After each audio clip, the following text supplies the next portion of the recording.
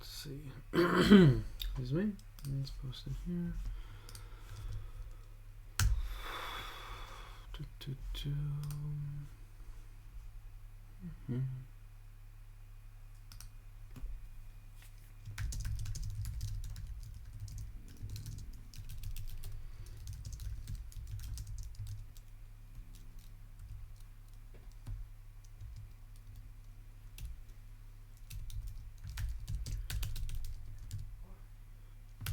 Hey, Kenzie. Let's see.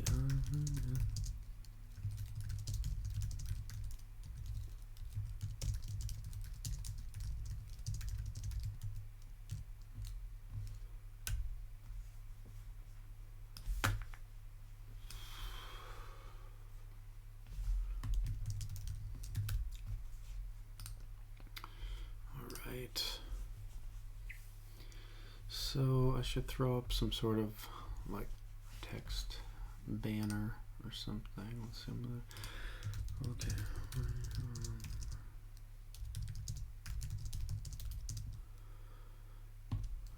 And we want to plug this one.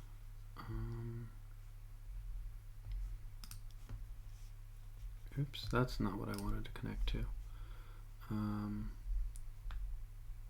Where do I want to put this? I guess I'll do this here. There is a jam specific channel.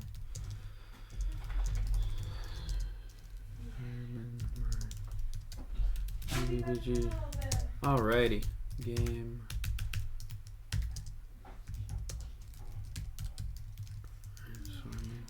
All right. So let's get rid of that. I think that's okay here.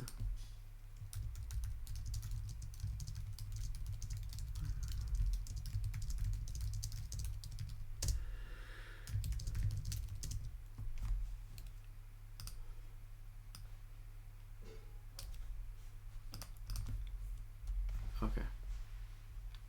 So the game jam doesn't start for another 6 days or 4 days. Here, let me try to see if I can pop that up on the other browser. Whoop-papa. Here, let's put that. Just bring this forward. Sorry. Dun, dun, dun. Order. Move to top. All right. We'll go ahead and make this much bigger to go ahead and review. So that it's not over my face. PBBG Jam 2020. Persistent Browser-Based Game Jam 2022. Sorry, 2022. I should refresh this. I think we're up to 9 participants now. Oh, 11. 11. So this, I think, is 11 individuals, 11 teams, as you would say. There will be 11 submissions. Is the goal here. Starts in 4 days and 8 hours, which puts us what? Friday, July 14th, which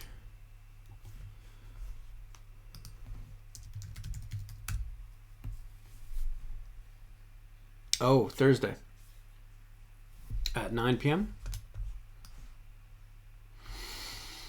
Okay, so we're starting Thursday 9 p.m., which is great because I have Fridays off. So this is what we will dive into on Friday and really kick it into gear. Let's see. The next iteration of the acclaimed annual PBBG Game Jam. This year, let's make a game inspired by our latest State of the PBBG survey results, which I want to do a video on the results of that survey. Maybe we'll talk about that today.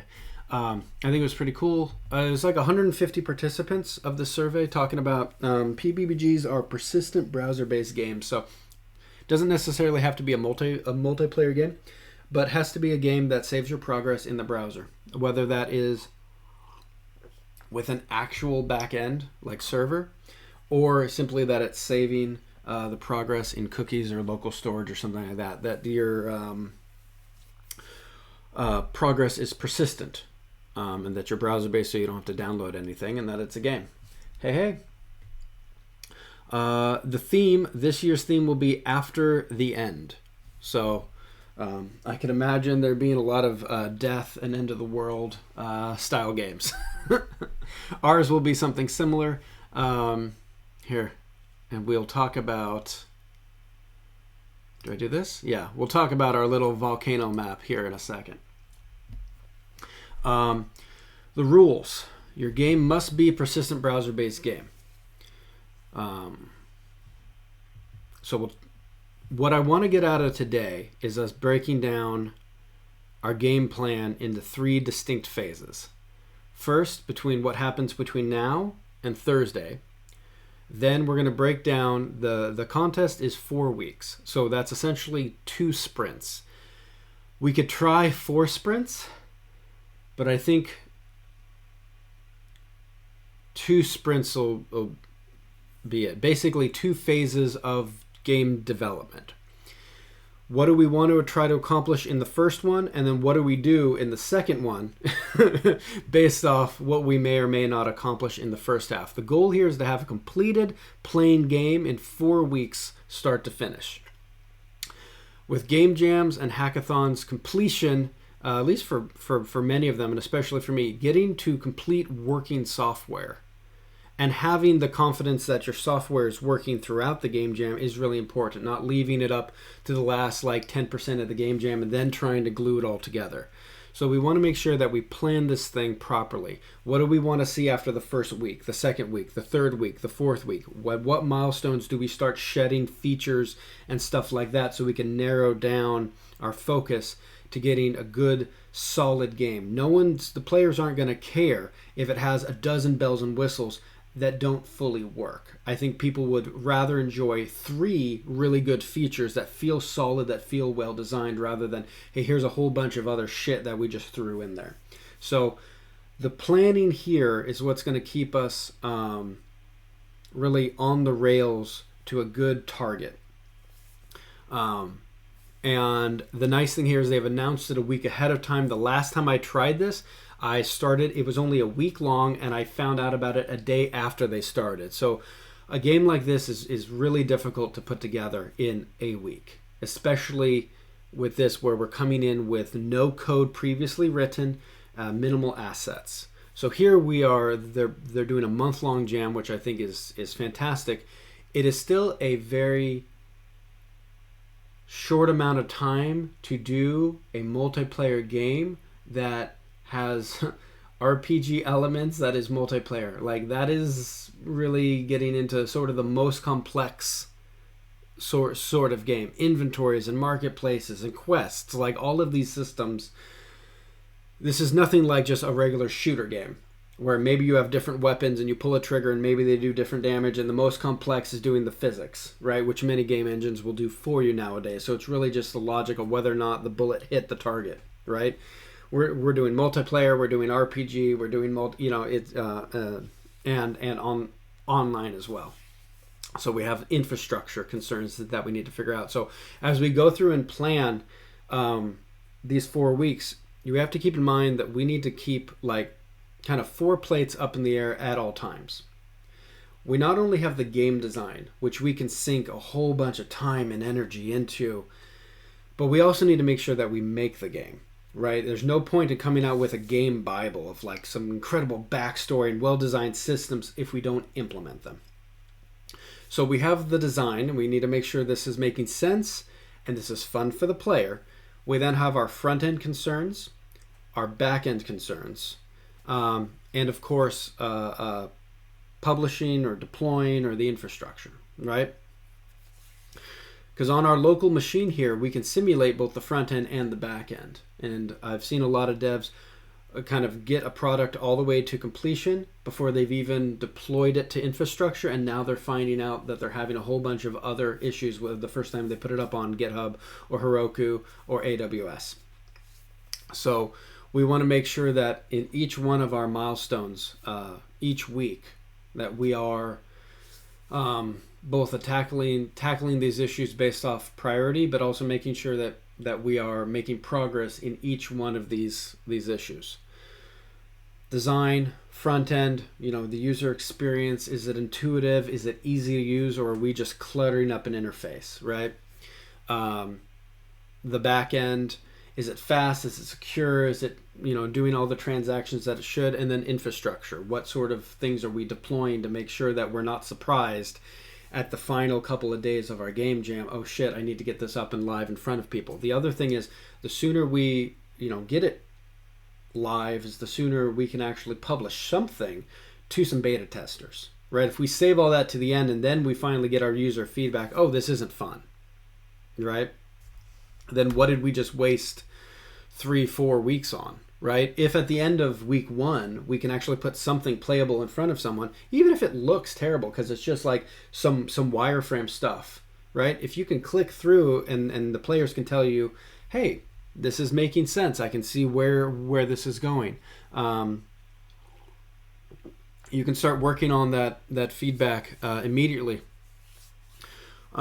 If you've heard of agile development and working in sprints and iterations, like, I am much more likely to deliver a satisfactory product to the consumer, a fun game to the players, if we're working together for those 4 weeks, checking in after each week. Hey, here's playable number 1, 2, 3, and 4, rather than after a whole month me putting it in front of players and them going, no, that sucks. It's a lot easier to receive that feedback at the end of week 1, and we can pivot, right? This is like, if you've worked in startups, pivoting is pretty popular. A pretty popular term. If your product doesn't find an audience, you need to change what your product does to where you actually are going to find market success. So we're going to do the same thing with a game, because what the hell is the point of making a game that no one wants to play? Okay, sorry, that was a whole big thing just after reading Rule 1 there. Rule 2. Your game must be hosted somewhere by a deadline so other participants can sign up and try out your game before they rate it. Honestly, what I'm thinking is I'm going to try to get a GitHub hosted front end with an AWS back end. I'll do a PHP server, but we'll just have a Vue app on the front end, and we'll just have GitHub hosted. We can have AWS hosted as a fallback, but GitHub has amazing infrastructure. And to be honest, we're not going to be hitting this thing with 1,000 players. There's going to be a couple dozen. So no reason to overcomplicate anything like that. Your game must include, let's blow this up. Your game must, let's see, I'm zooming in on the wrong thing. There we go. Your game must include, or needs to incorporate, at least one of the state of the PPG's single player mechanics. Don't get thrown off by single player here. Let's just focus on what the mechanics are. Crafting, resource gathering, which, to be honest, sounds like every single PPG. Or, yeah. So, quests, player combat, which I assume is... I'd have to look at the survey. I don't know if this is like PvP or just combat. Housing, guest login, and audio. Let's see, housing. A lot of... I'm trying to think. There's some games that have a functional point of view. A lot of times that's just cosmetic. Guest login is the ability to play the game without a username or password up to a point. Quest could be storyline. Yeah, absolutely. And I very much enjoy more than what I see in most online games, especially like incremental games. I enjoy the storytelling and world building and lore a little bit more. I understand that, especially in like an incremental, that's not why a lot of players play it, and I don't want it to feel like a choose your own adventure too much, where everyone's going to end up choosing the same thing. But I do think adding a layer of lore and story is just what I definitely want to put into a game. I've always done that. I enjoy that. Guest login. It'd be our entire game could be guest login, right? Which is just that there is no username and password. It's just drop in a cookie or some identifier on your browser, and then as long as you're on that browser, you can play. And if you happen to clear out your cache, then you restart. But guest login is a pretty fun feature. Allows people to play a game without giving over your email address, which a lot of people are wary about. So I get it. It's, as you see, it's a pretty small feature, but in all actuality, I think our game will probably start off that way, right? I'd probably want to get people right into a game rather than us spending the first few days of development working on authentication, username, passwords, password resets, shit like this. I'd rather just be, hey, we either recognize that you've played from this browser before or you haven't, and we just drop a token on your browser. I think that's pretty simple. We need to keep in mind that this right now, at this moment, we are building a game in a month that is playable in a month. And I'm hoping that hopefully the game stays up and is fun and we grow beyond that. But for right now, let's keep in mind that when this game launches, we will get maybe a few dozen people playing for maybe an hour or less. So when we build in features, if we're going to spend a month building this, let's make sure that we're building shit that people are going to find fun and will extend their gameplay. There's no point in burning 10% of our dev time on an authentication system, or even 5% of our dev time on an authentication system, when that could have been 5% more that we put into a game mechanic. So I'll probably honestly start off with guest login being the way this game works, rather than something with username and passwords and signups and all that shit. Just come to the game and play it. So we'll see how that feels. And here's the fun part about the next 4 days. We can figure out what we need to do a proof of concept of. Right? Maybe in the next 4 days. Will you work with a framework for the backend, or you go vanilla? So I have a PHP REST framework that I've used for about 10 years. It's essentially proprietary. It's based off of the Zen framework, so like Symfony and stuff like that. I'll use that. I mean, that has a good deal of authentication things built into it for like JavaScript web tokens and things like that.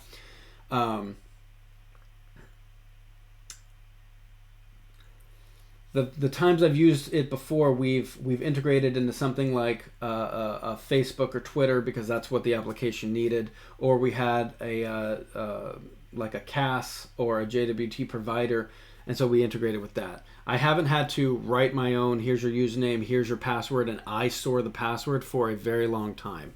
I've always dealt with something else like that. I mean, I could integrate something like Firebase just to handle authentication. But yeah, for the most part, for right now, I'm thinking a Vue. We'll talk about the tech stack in just a sec. But I guess Vue with a themed Bootstrap front end. I really want to use some pixel art that I've purchased rather than SVGs for the game icons, though that is very quick and would serve as a decent placeholders for the first couple weeks for sure. But I do have quite a library of sprite assets that we can use and even get them to animate. Is that necessary? No. Aesthetically, I think it would make the game look and feel the way I want it to, and it would look and feel quite a bit different because most people just find the game icons or the game fonts and they drop in the same icons in all these games. They color them, but you see and I'm not going to name any games right now, but you see the same icons or similar icons because they're just SVGs. They're great for web. They're resizable and easily colorable and stuff like that. But I think I'd like to try sprites just to give it something different. Most people don't use too many of those. But the front end will be Vue. The back end will be PHP. I do know some back-end Node. We do have a prototype that was like Socket.io real-time sprite stuff, but I'm going to go with what I know. I don't want, over the 4 weeks, I see many folks, it's hard for me to call it a mistake, but I will say it is difficult for folks to both learn something and build something at the same time. You got to do one or the other. Hey, for this week, I'm going to do a proof of concept or deep dive into this particular subject. Versus, hey, over this course of time, I want to come out with a working product. So I'm going to go with what I have already existing. I know Vue, I know REST, I know PHP, and I have those building blocks in place, so that's what I'm going to do. There are definitely drawbacks to PHP. There's also a huge, there's a lot of pros as well. Audio would be fun. We're probably not going to have audio, though. I will say, because this is a collaborative game jam, and I won't be working alone on this, and I'll be looking for collaboration and stuff, especially, like, I would love to come up with a questing system where literally we could just come up with a skeleton of, like, how you should populate a quest and then just, like, give it over to whoever wants to write quests, right? The same thing with once we come up with how we come up with content. Like, I don't want to come up with all the content if I can outsource that content to folks that feel more passionate or would like to get into the content creation. The same thing could happen with some of the resource balancing if folks want to explore that way. I know a couple folks that are interested in doing audio, and so it'd be cool to outsource that, especially if we can have some background like ambiance. We could do special effects. Make a Google form that fills a Google sheet that with people's quests. That would be a cool collab. We could talk about that. So ink. The Inkle Writer.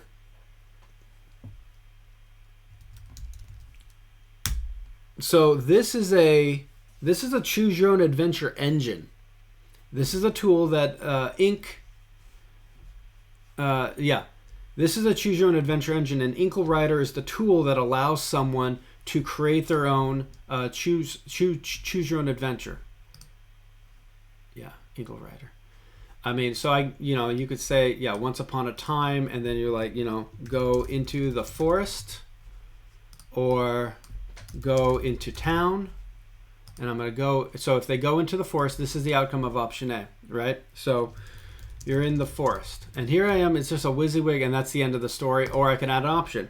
You go left. Or you go right. Now, and you say, okay, and you get lost, or I'm going to go back. So that's good. Journeys to paragraph. I'm going to go back into the forest, rewind to here. You go right, you find some gold, right? And now I can go back here once upon a time. So I go into town, and it's like, hey, you find a horse. So it's pretty simple. You can actually get quite complex with the logic here, right? This isn't like linear. This is a whole choose your own adventure. As complex as you could probably imagine a choose your own adventure. This will help you do that. You can do variables in there. You can even do, hey, you're finding like items and stuff.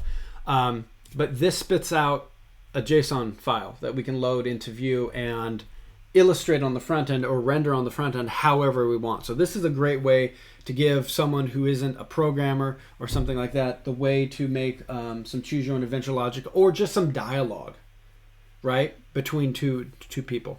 So I don't have to do the whole game like this, but it is just fun to say, hey, if at a certain point in the game you want to have dialogue between your character and another character, this is a great way for someone that wants to get into game writing to do that.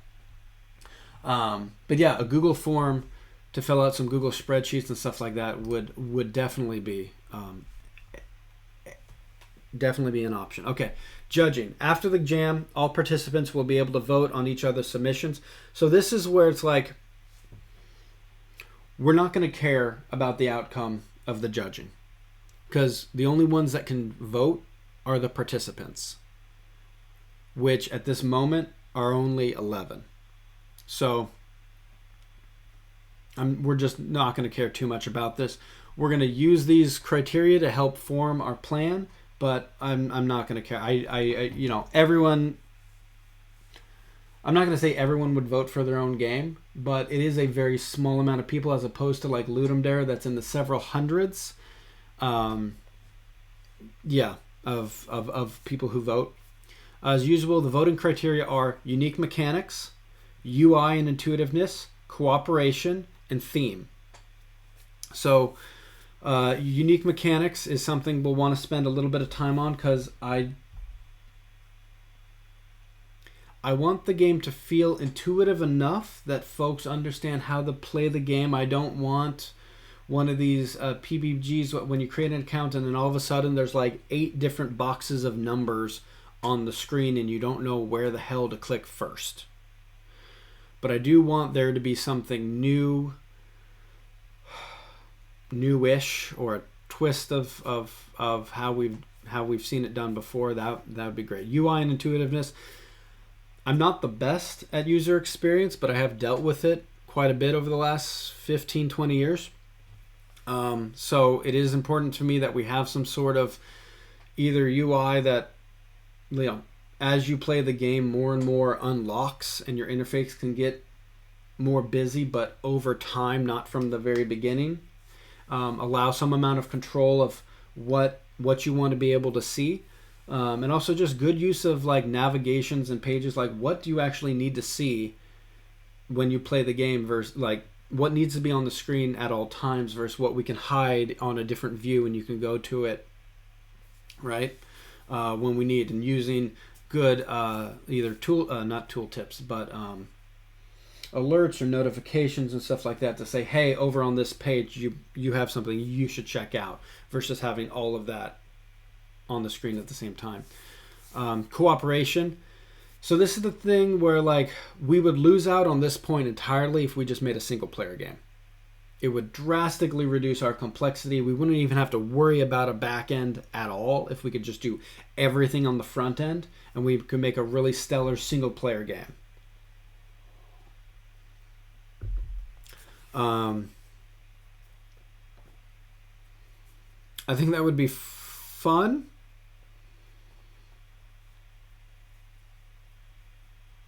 But we close the door then on a whole bunch of other things. This I think would be a good opportunity to try to do some cooperation. The things I've seen in other games in the past year, where you start teaming up with a small group, whether that's permanently within a clan or temporarily, like some sort of questing party. Those are the more engaging mechanics than the accumulation of resources. Right?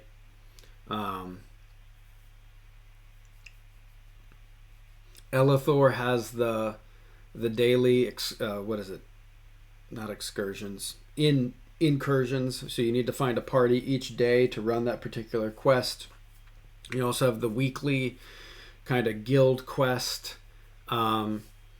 Eternity Towers had your party that only lasted for really a few minutes before, when you were active you would play, and then when you were idle then your gatherers would gather. So I think we're going to take a crack at doing something like this. I think when we look at the map and I tell a little bit about kind of what I'm thinking story-wise, I think the collaboration will make a little bit more sense. I'm not a fan of PvP. I understand that, when we talk about the 4 types of online players, PvP is definitely for one of them, but it is the least popular subject, least popular set of features.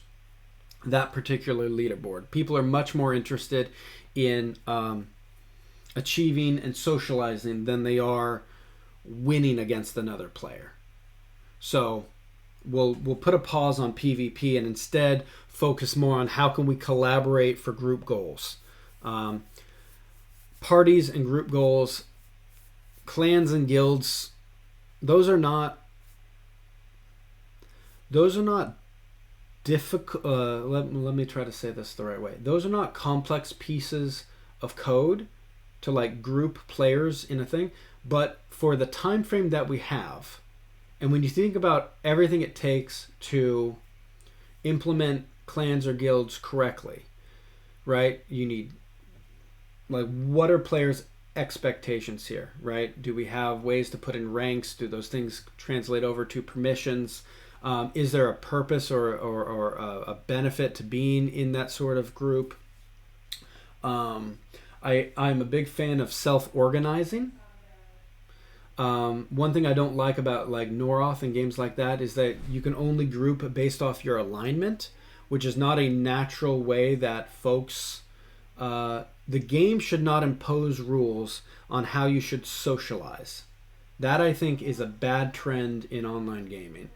Oh, you can only group with someone if they meet these criteria, because we as humans don't do that. Anyone that wants to find a friend, find a group of friends and do something, you can do that. So the thing is, if I implement guilds, I want guilds to be done correctly. How do you transfer ownership? Like, for example, Noroth put in guilds, but they didn't put in any sort of like management for that, right? And I don't want guilds to feel broken if we open that. So I'd rather us focus on like group questing, temporary things like, your party for the day or your party for that particular quest, and then be done with it, and us put twice as much effort into that than implement guilds or parties at this time. If the game is popular and we want to put more time and effort into it, great, guilds and clans. But to be honest, guys, like, considering that with a game jam game, people are going to play a game for only a few minutes or a couple of hours after it's released,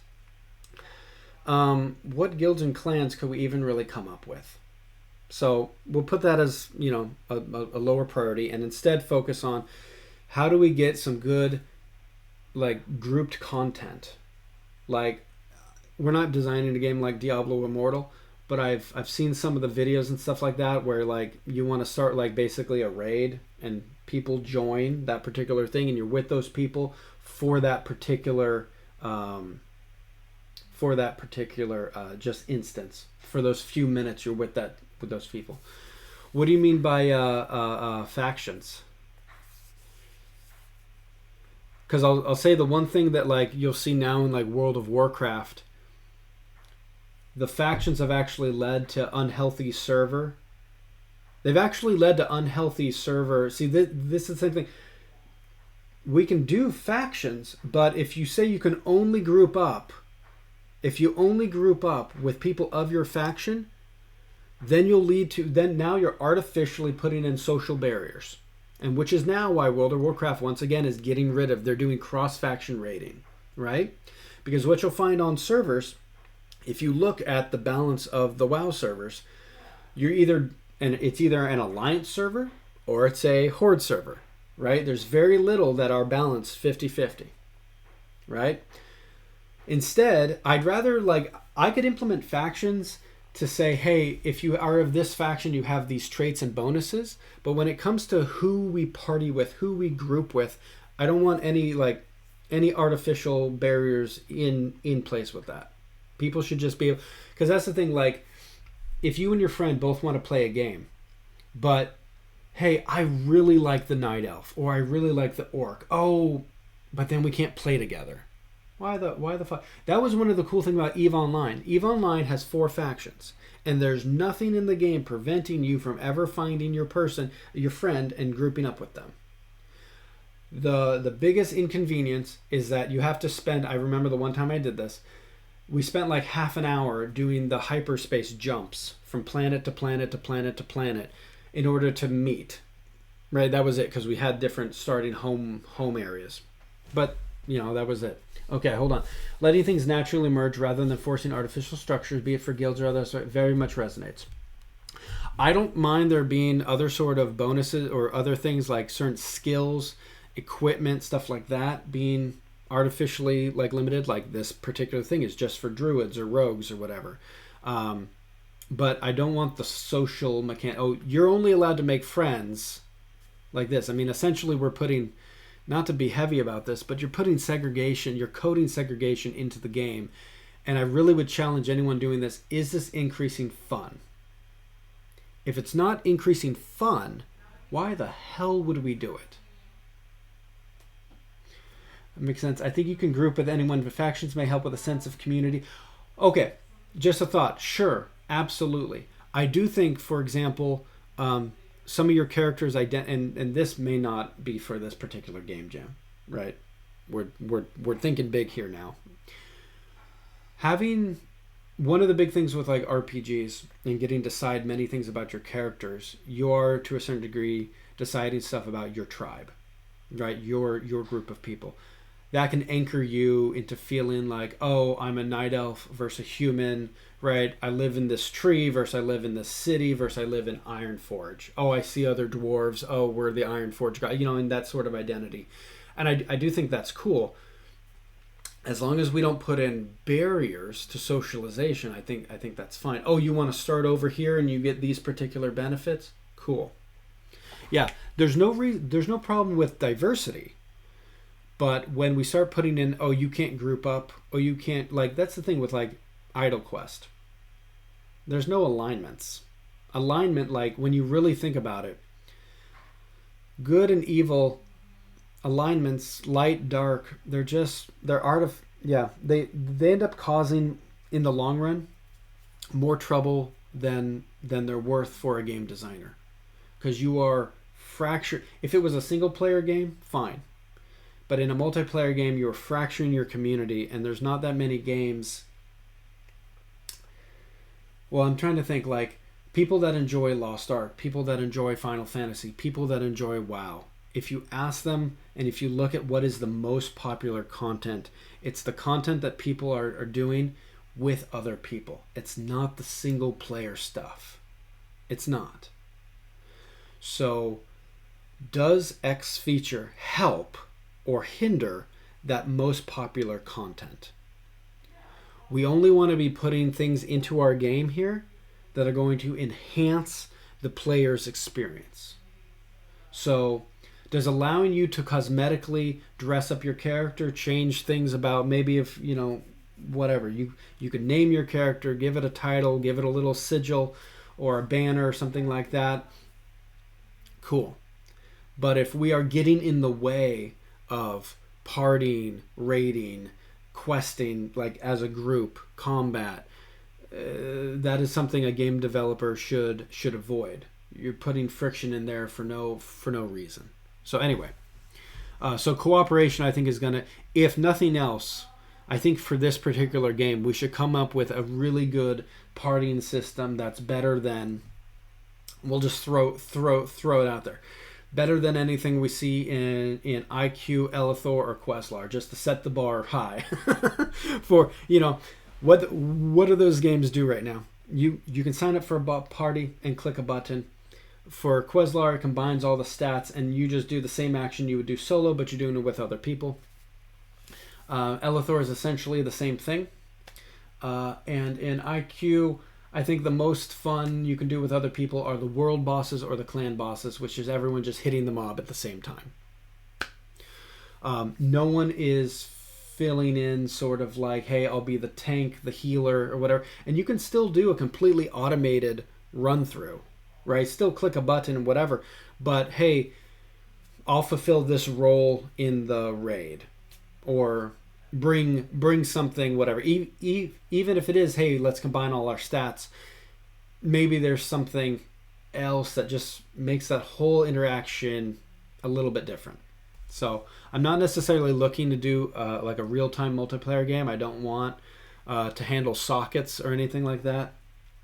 I even think, to be honest, chat, just to talk about what we probably will or won't fit into this game, I'm probably not even going to bother putting in chat in this game. I don't think like chat is something, and we could, after that first week and we see who's playing around, sockets are also really cool, right? As someone that has a long, and PHP finally now has some socket support, but when Node, like, I've been a web developer long enough, like before Node existed, for just folks that are listening in, like,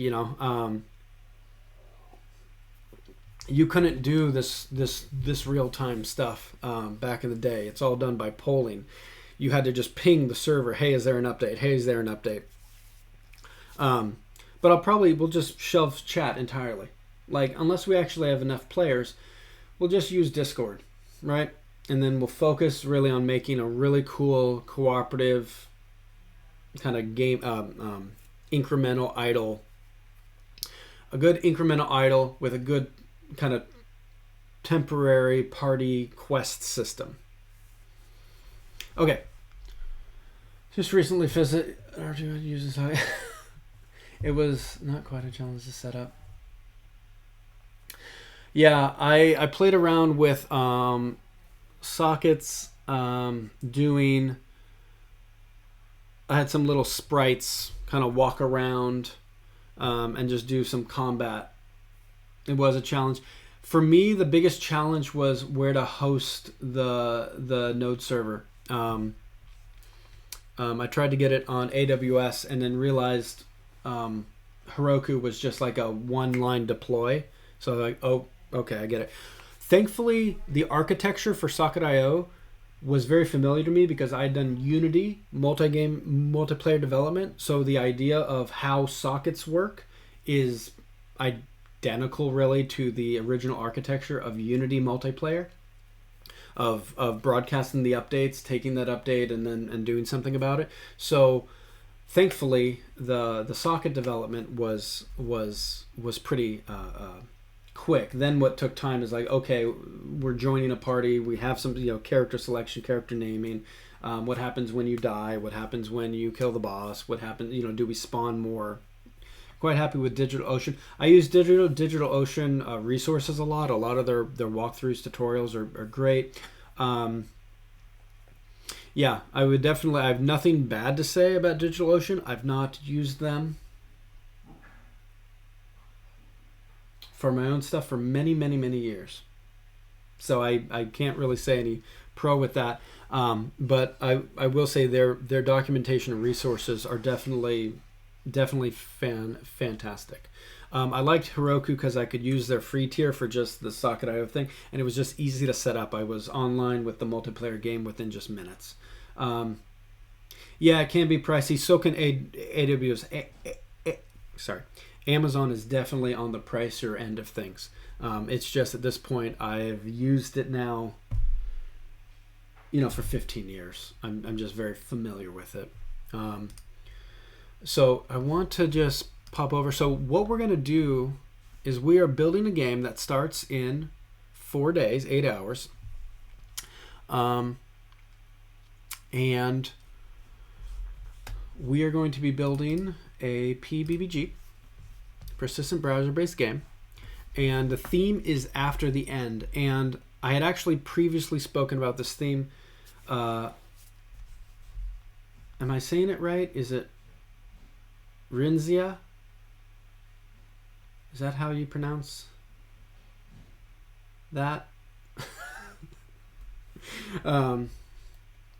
For disclosure, I work with Rinzia. I just don't know how to pronounce the handle. I wanted a game. So I just Chai. Rin Chai. Oh. Rinzii? Rinzii?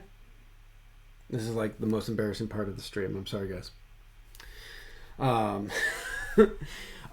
I just gotten back from Rinzai. Rinzai. Is that? I'm throwing in the extra syllable. Okay. I just got back from 3 weeks in Italy, and in that time, there were, and I'll show some photos a little bit later. Actually, let me try to Rinzai. Okay, cool. That's it. Boom. There were two very interesting things with, and I'm going to try to pull up a couple of photos. There were two things that were happening in Italy for me in terms of kind of game design and storytelling, just being excited about content. Let me try to... The first thing was that is a land of active volcanoes, which was really cool. Here it is. And the second thing was, unlike in the United States, like I was looking at buildings that were 1,000 years old, 2,000 years old. There were buildings that were 1,000 years old, built on buildings that were 1,500 years old, built on buildings that were 2,000 years old, and that doesn't exist anywhere around where I live. Let me just show a couple of things here to show what I'm thinking. So, this.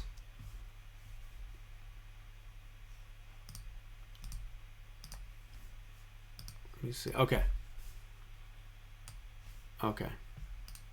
This is on Sicily.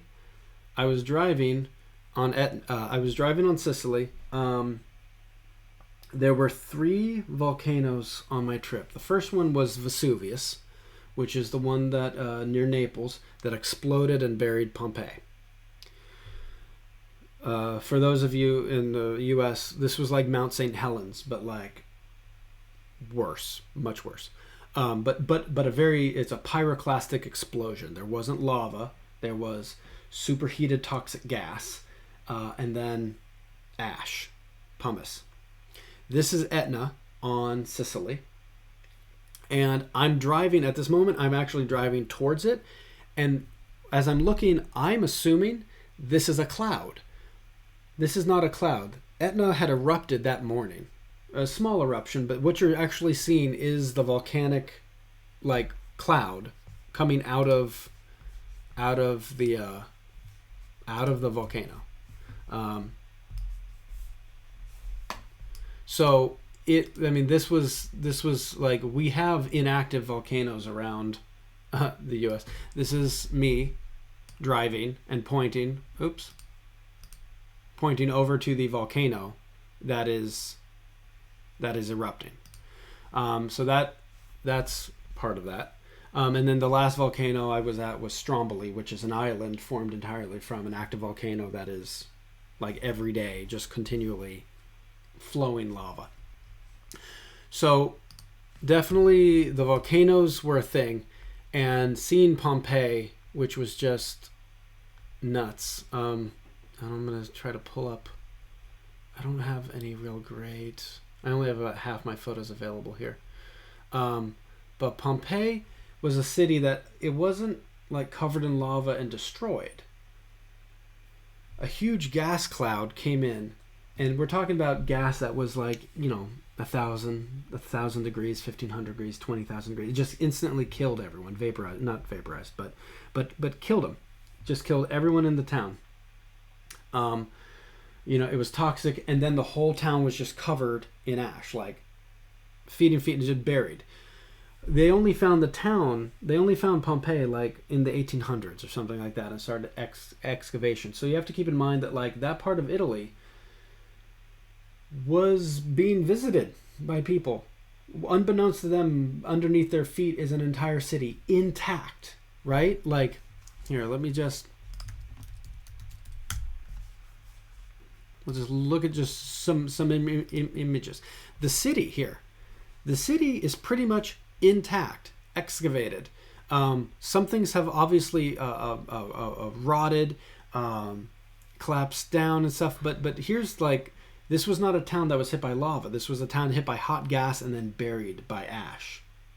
And so that is going to be a theme, I think, in the game that I'm thinking, because I thought it'd be really cool. Like, in these games, these online games we play, the characters are doing some pretty idle things like, just gathering stone.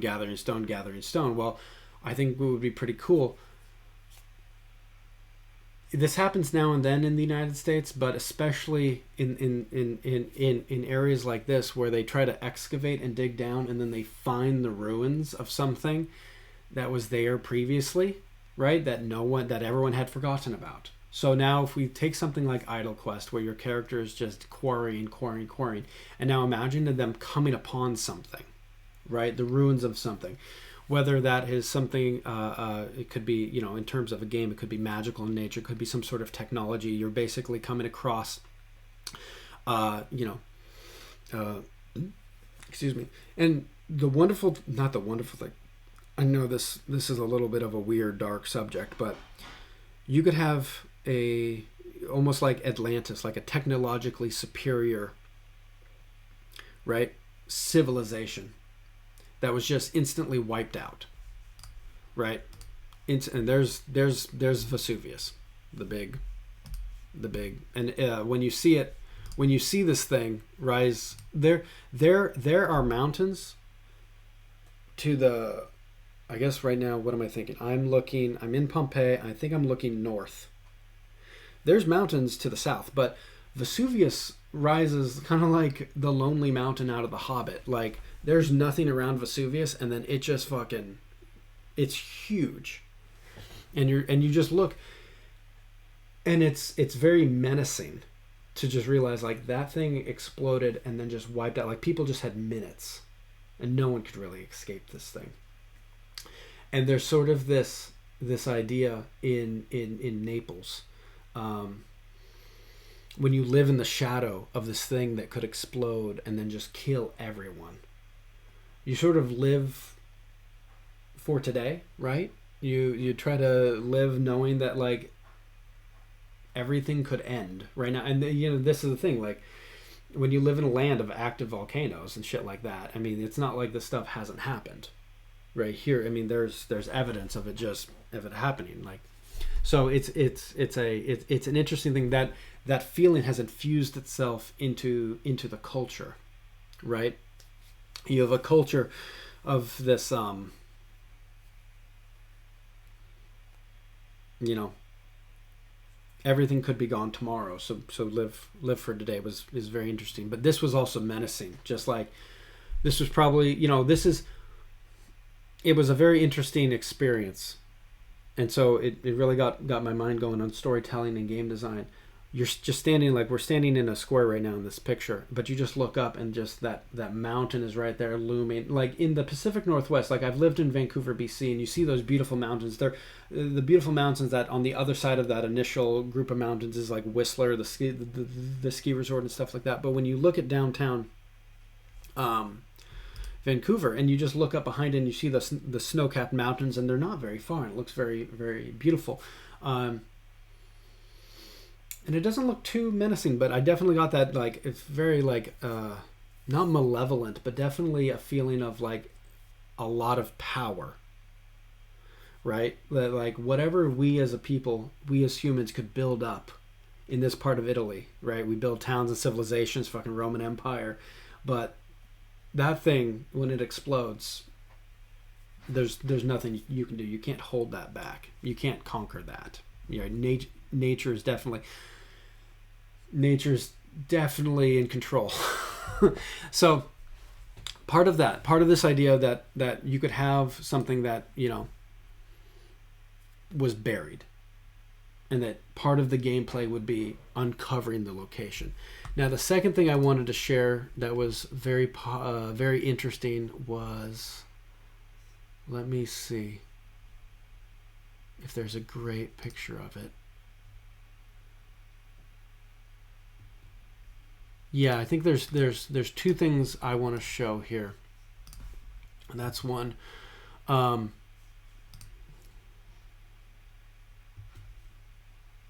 Give me just a second to pull these things up. Okay, I want to see the foundation for this one. Just a second. Here, I guess this is the best picture I'm gonna get. Yeah, let me see. Hold on. I'll do a couple here. Here, open up a new tab. The first thing was okay. So what we're looking at is in the Roman Forum, but you'll see, like, actually, this may not be the best one, but I wish I had a different one. The foundation of these buildings are built upon essentially the building before that, and then the building before that. Right? They had just repurposed the building. So it's one of those things that, like, if we had a game where even if you dig down and you discovered Pompeii, What if you excavated that and then kept digging down, and you'd find the city before Pompeii? Because you kind of have to keep in mind, like, there's a lot of this stuff, and this is around the world that this happens. Like, people are digging and they're like, oh, we completely had forgotten there was a village here, or there was a building here, or whatever, right? So what happens if like 100 years passes after, or whatever, a few generations pass after an eruption, and the city is buried, and everything kind of regrows on top? You have another city, and then the same thing happens again, right? So it's a continual. I mean, there's a really good reason why we build cities or towns or villages at particular points, whether they're strategic or good for agriculture or food or travel or commerce or whatever. So you could see in the course of the game, you're unearthing a town and then unearthing the one below that, which may have, different technology, different lore, different magic. You could imagine, in the term of like a fantasy world, discovering and mastering a certain type of magic, and then basically this pyroclastic explosion happens, and then all of that's lost in an instant. Anyone with the knowledge couldn't travel away. It was just all locked away. Well, that next generation would have to start over again, and maybe they don't research the same stuff. Maybe they don't get into the same type of magic. Maybe there's been other technological advances from other places in the world that have influenced that particular town. And so this one is less primeval, and is more like, like steampunk, as opposed to more of the like elemental Avatar last Airbender type of stuff. Even like the thing you would see, like just to go along that theme for a second, what you see in Avatar Legend of Korra versus what you saw in Avatar last Airbender. So those things could exist, and Rome was a very interesting place to sort of get that feeling that it was like an ancient thing built on top of an ancient thing built on top of a even more ancient thing. This is another one I'll share. This is the Castle of Angels. This isn't a great picture of it, but this was the tomb of Hadrian, the emperor. It originally was just a mausoleum, and then they built it more up and used it as a jail. And then the thing you're seeing at the top, right, the mausoleum like ended here, or you can't see it, about halfway up, right?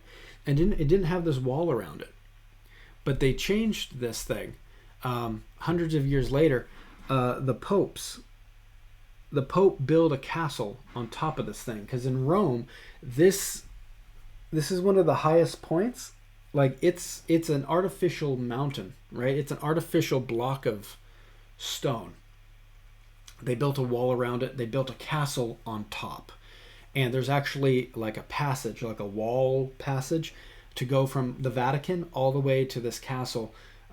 So that when Rome was sacked, the Pope fled to this fortress.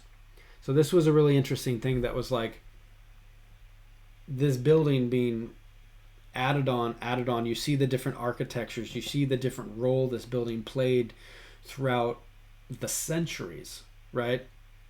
And so, again, translating that to our game, we could find a thing that then the further down, you're like, oh, we found a tower. But as you start going deeper into that tower, it was something else, and then it was something else, right? So that was pretty interesting. Like, this was both a tomb of an emperor, then it was just a jail in Rome, and then it was a fortress for the Pope. And this thing had full on battlements and catapults and all this stuff. Up here on the top right here are the apartments where the Pope lived. So that was pretty interesting. All of that to say that this theme after the end, the trip to Italy was really interesting in this sort of like, there's been many ends, and someone keeps taking what was previously there and building on top of it. So what I have here, let me see if I can just, is this idea. This is just kind of, I'm just doing some inspiration here. Let me close that. Of a land that, for several reasons, you would come and explore. Maybe there's riches and jewels. I mean, that's one of the reasons why, we have valuable materials in the world, stuff like gold and other stuff like that. It comes up from the earth and out of these volcanoes. Also the volcanic flows and stuff like that create some of the most fertile. I mean, this is why like Italy has such great food too. Like, it's grown in this really, really great soil. So for whatever reason, we're coming here. Our game are coming here. We're coming here either to explore, looking for riches, looking for technology, looking for knowledge, and we don't know what we might find. There's going to be things hidden in this world that we don't know about. So I want this idea that you would dig down to discover it. But I also want this mechanic that periodically it's going to happen again. The volcanoes erupt and they wipe out your progress. Now, not all of it. To what degree, we'll figure out based off what folks feel is. Some people are fine with playing in like seasons with a full wipeout and a full restart. Others would prefer something like that never happen. But I think I'd like to work in the reset into the game mechanic, so that if you made a certain amount of progress, built up a certain town with a certain amount of technology, tools, wealth, and it gets buried, it can be uncovered, right? You can rediscover it and reclaim some of that stuff. And if you play the game and this happens over and over and over, right? This is, a town built upon a town built upon a town. So I think that'd be fun. Obviously, there would need to be some non-player stuff in here. Or we could even shuffle it around. That's like the thing you discover your second time around isn't your own town, but someone else's. Sort of just this mystery of what am I going to find this time as I pick a location and start digging. There's going to be, I think, regions that are not in danger, and there you can have some persistence, right? And I think we'd limit the amount of stuff, treasures, artifacts. For those of you that are familiar with Idle Quest, it's imagine if you had your trinkets, maybe like, say for example, you had your trinkets, your ruins, and your jewels, but then everything else on the account reset. Right? You could save a certain amount of treasure each time that would help with the next iteration. That can sound not that appealing. At the same time, it's kind of fun for people that haven't invested like a year into a game. You feel like there's a bit of a catch-up mechanic. So there's that. I think if we can figure out a way that it adds some dynamic quests or content into the game to sort of see like, hey, how much treasure and whatever was essentially taken by the volcano, right? How can we shuffle this up and use it as almost like user-generated content for the next iteration? I think that would be fun. The other thing is to think about what triggers the reset. So a long time ago, I played a game called Archmage. I think it's now called The Reincarnation or something like that. But, I mean, this is a game that's been around for 30 years. This was one of the first, like, browser-based games. You earned a turn. This was before social games, even before the social networks. You earned a turn every X amount of minutes, and you spent those turns on research, exploration, spellcasting, fighting, etc. But I thought what was pretty cool, the game was made on seasons, And what happened was everyone powered up their characters, and then the final spell you could research was called Armageddon. And the world ended when 7 players cast the Armageddon spell. And the Armageddon spell had to run for 7 days. So once a person cast the Armageddon spell, you didn't necessarily know who. You didn't know who cast it. 7 players cast it. And they had to hold the spell for 7 days. So what you would go is you would focus from growing your own like strength to now targeting people usually in the top 10, and just trying to knock them down. Because if you could disrupt their ability to continue the 7-day casting of that spell, you would interrupt the spell and the timer would reset. Every day that it persisted, right, it was like the 7 seals of Armageddon. Each day there was some like terrible thing that happened, right? 30% of land burned, 30% of population died, 30% of armies perished, whatever. But that was a pretty cool, like, players decide when the round ends, right? So in this case, I was almost thinking you could have like the volcano, triggering the volcanoes or whatever is based off some actions the players do, right? If you could think of like maybe there's a dragon that dwells in the heart of this mountain range, and when you awaken it, right? When you awaken it, that's going to signal, hey, okay, now the dragon's going to trigger all the volcanoes, whatever, 24 hours from now or something like that. Or you could stop it if everyone bands together and does it. And if you're asking the question, well, why would the players end the round? The seven players that brought about the Armageddon, that was the only way to get on the leaderboard. If you were one of the 7, you were forever remembered, hey, here's the 7 top mages of that particular round, right? And then here's the next 7 that were of that next session. So there was a benefit to for the same things that drive folks to want to rank on leaderboards. These leaderboards essentially reset every month.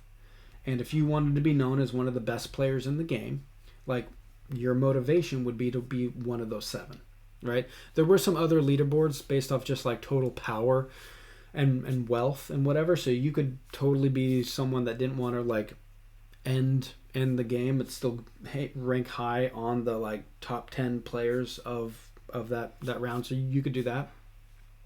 But there was a motivating. So it's the same thing here. Like, we could just forever accumulate resources, or we could say who are going to be the top, like who's going to be the 4 players that are going to awaken the dragon, right? That are going to band together, fight their whole way into the dragon's chamber and awaken it.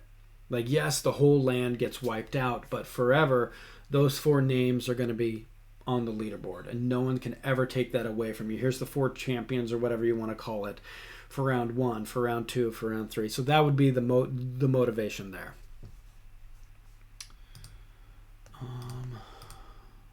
Okay.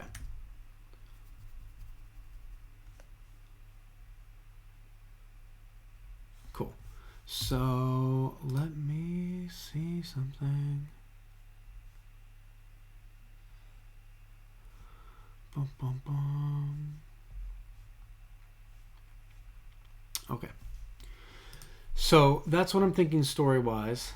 And let me just... upon talking about this a little bit with a couple other folks, I do think it'd be fun to have a little bit of something that you could keep and persist round by round. Because I could also see something like the dragon not being something like if we didn't go the Archmage style where the whole world ended and then everyone started from square one, that your characters would, like if we were going to go like this, as soon as the characters triggered something, volcanoes would go off. So you could have something that happened, if everyone's starting off at level 1 and we get up to like level 5 and everyone triggers something, or we reach some critical mass there, it resets. And now everyone's essentially starting off at level 2, and this time we get up to level like 10. And now you're past that one milestone, and now you're on to another milestone. Essentially, we would have to play several rounds before you actually hit the dragon. But there'd be several things at each one of these milestones that would trigger the partial reset, right? So we do something like that, and that way you could feel that over time the characters were getting more powerful, as well as the story was unfolding. Like when I was talking when I was talking earlier about there being cities under cities under cities, you wouldn't be uncovering that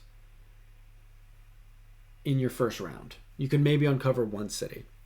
But maybe the thing that persists from round 2 to 3 to 4 are better digging tools. Or maybe it's your skills. So you dig faster. And so during like round 3 or round 2, now you're able to get to the second city, right? Round 4, you're able to get to the city below that because you're just digging that much faster. Your tools are better. Your technologies are better. Maybe it's just like progress into the land itself is reset, recovered in ash or something like that. So this is where... this is really what I want to figure out in the next 4 days. Where's the balance here that makes it feel fun? What is the goal?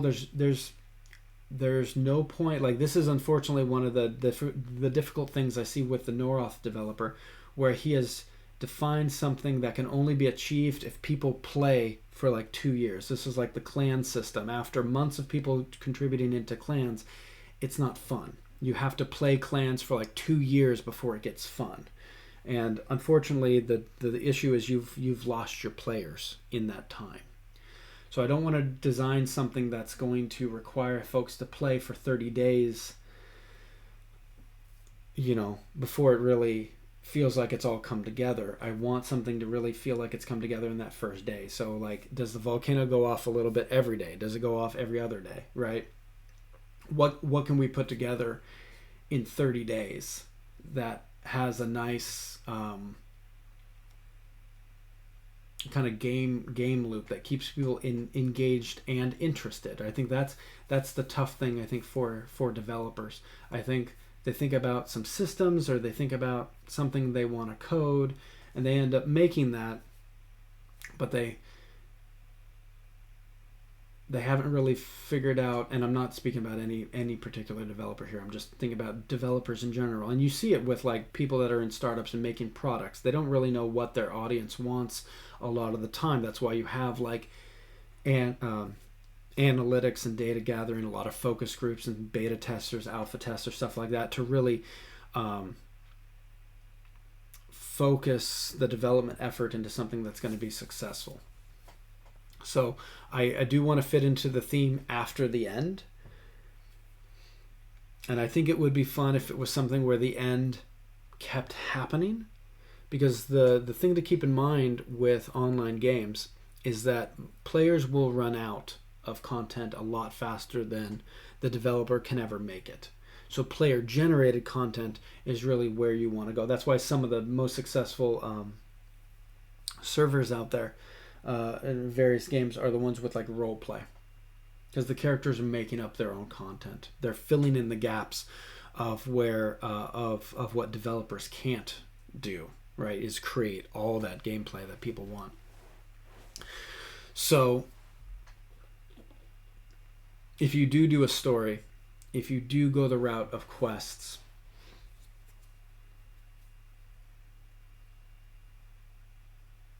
right, you want to make sure that there's enough there. So it'd be cool if there was like, after the end, if the end just kept coming, right? If there was some reset, and then it's like, okay, what am I going to do this time? I'm going to branch off into different things. I'm trying to think of a game, like if you were to play a game sort of like trying to think. There's been some games I've played where like you play a certain character of a certain class, and you hit that max level, and they've got a prestige system. Dungeons and Dragons or Pathfinder is a great example of this. You play a character to a certain amount, and you learn some skills, and then you decide to get on another class. You could do a prestige class, which is a branch off your main class, right? A more specialized, more powerful version, saying like, hey, I'm going to give up these benefits of this more general class, but I'm going to focus on this particular thing, right? Going from like, a general wizard or a mage into something that is a specific element or a specific type of magic, right? There's also a thing where you can start learning a second class, right? Where like, hey, I'm going to be half this and half this, right? And I think in terms of here, say for example, you wanted to land your ship, right? And this is in terms of like the earlier comment about factions. Are you a people that came from ships, right? And are you landing to the shore? Do you come in from dirigibles and air balloons and stuff like that and land, right? But you start unearthing up something. And my mouse does not appear in this. Oh, sort of it does. Cool. So you start unearthing something here, right? And you learn something, some sort of like, say for example, metalworking, right? Some blacksmithing stuff. But the second time you start unearthing something up here, and now you start learning some woodcraft, and then you start. If we had, the third time around, for the third time, your expeditionary forces start up here, and you're going to make a choice of, am I learning some basic levels in a lot of different kind of magic types, technology types, skill types, or for 3 rounds, I'm going to continue to dig in this general region and learn more and more and more about this particular society, culture, etc. Right? Because, and I'll get the iPad in a second to help kind of flesh this out a little bit more. I like the idea of digging down into one of these regions and you find like ruins. Well, anything with like cryptography, other languages and things like that, finding one particular scroll in a language, in an alphabet that you don't know about, isn't very helpful. It's not enough to decipher what's going on. You need more and more and more. You need to hit a critical mass of artifacts to be able to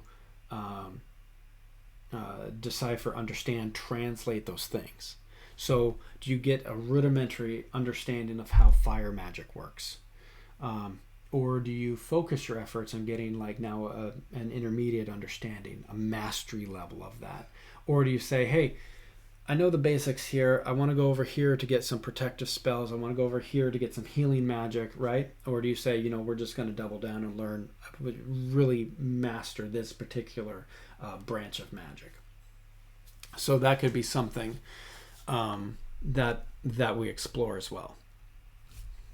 I think I'm going to take just a minute break here and get some coffee and hook up the iPad, because I think we're probably in a pretty good spot to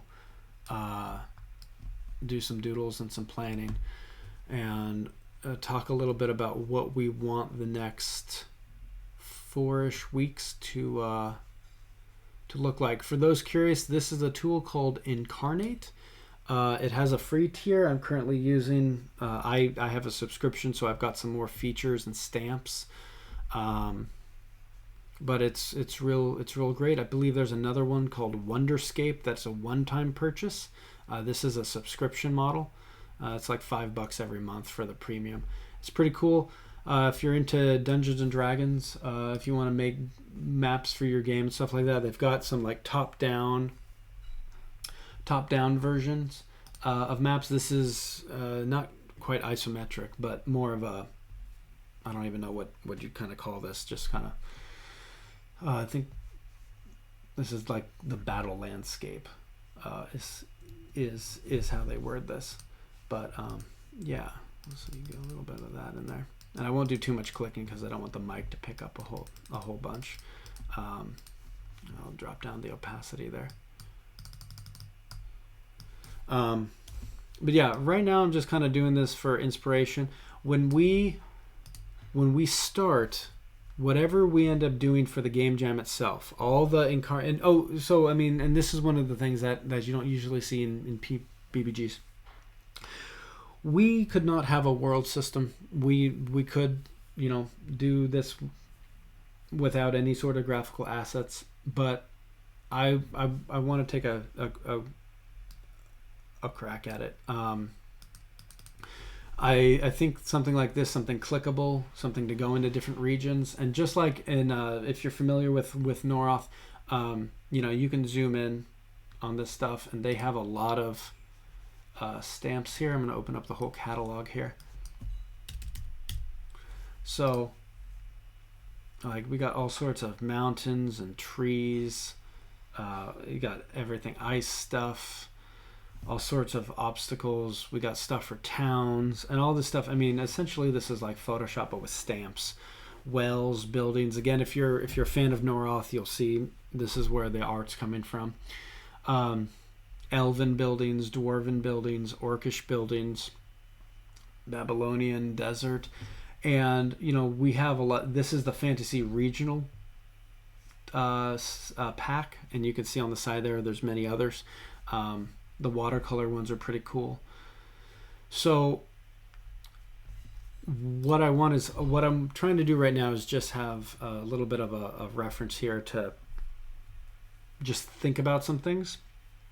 But everything for the game jam, any maps we make, like a world map like this, or you click in and go to some sort of like town map, any of that needs to be created within the bounds of the game jam. So we won't see this one in the actual final game. We'll recreate one. And what you're looking at right here is maybe 20 minutes of work. Not that much. I threw on some mountains of different sizes, some volcanoes, and then cut a little bit of the terrain down way down to the bottom to get a shoreline, and then just painted the different wasteland sort of things.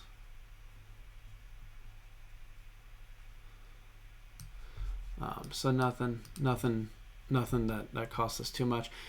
The reason I wanted this is because I think it'll help some of the discussions that we have over the next 5 days before the game begins, and then even after we start coding, just to kind of reference, hey, what are we thinking? Do we actually put like a town or something?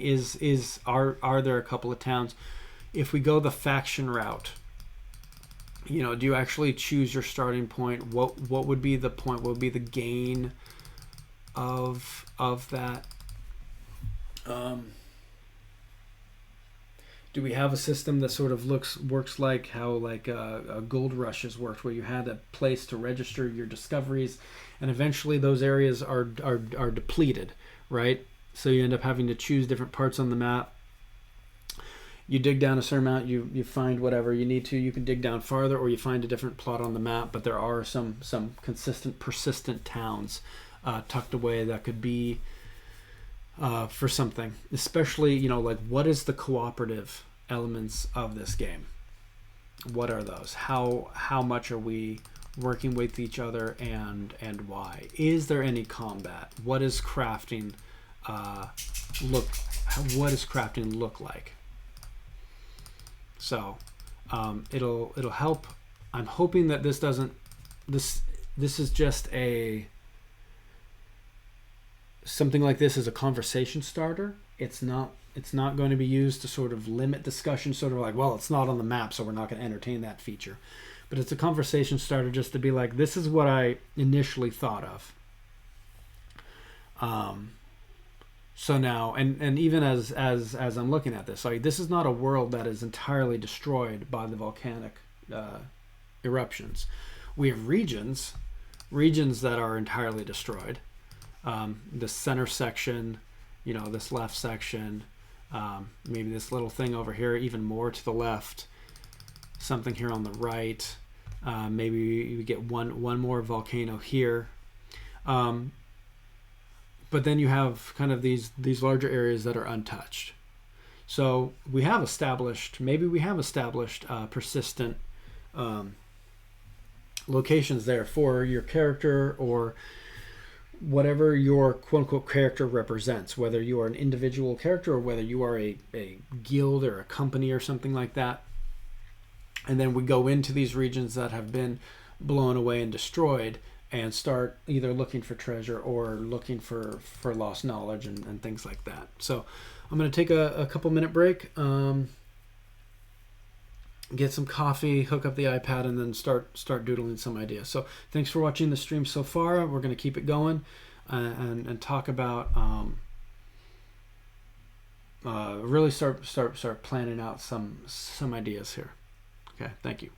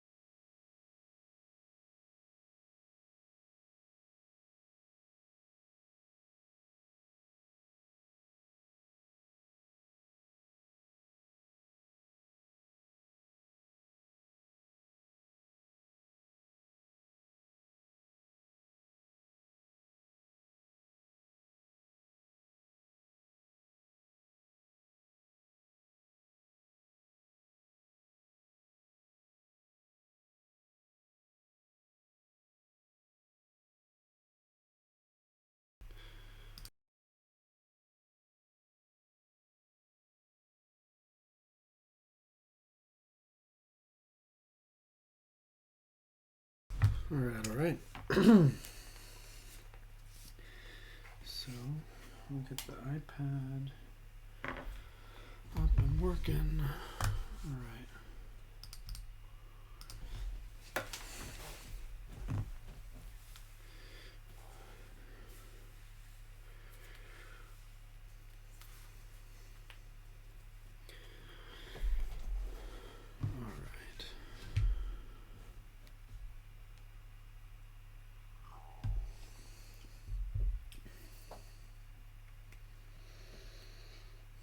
We are opening up some notes. Go back here.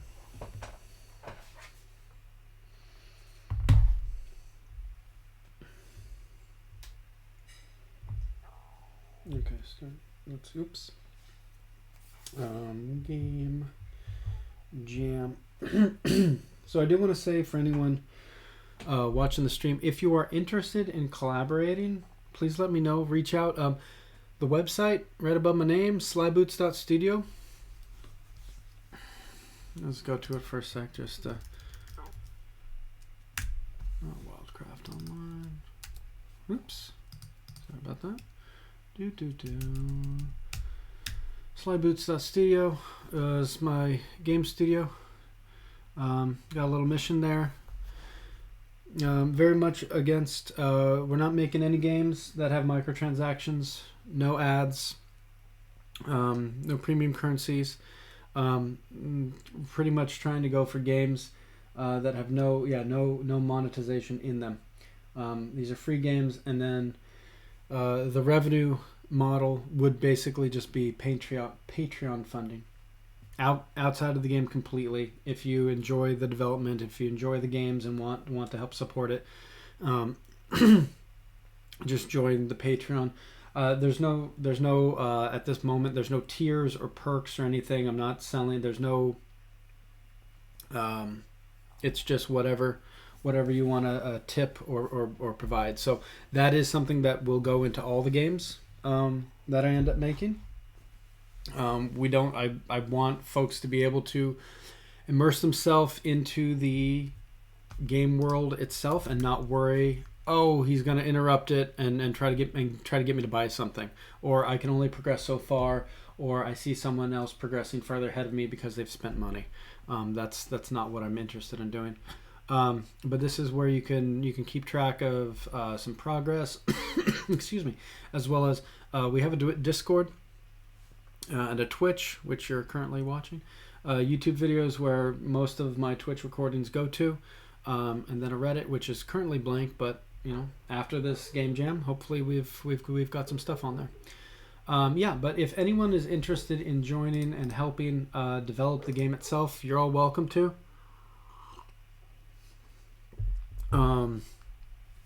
Especially if you don't know any sort of coding but would like to help create content. The ideas are always welcome. Testing's always welcome. I really want to figure out what makes the game fun, what makes you want to play the game, what you think the game may need.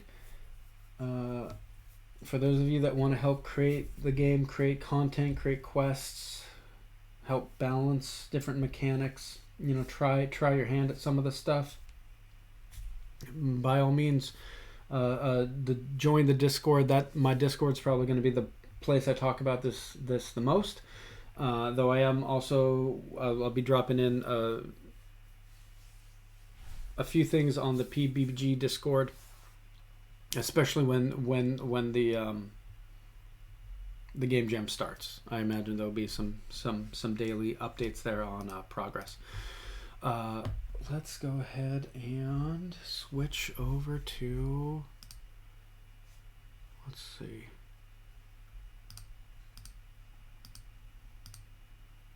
Trying to figure out, looks like we've lost the iPad. Hold on.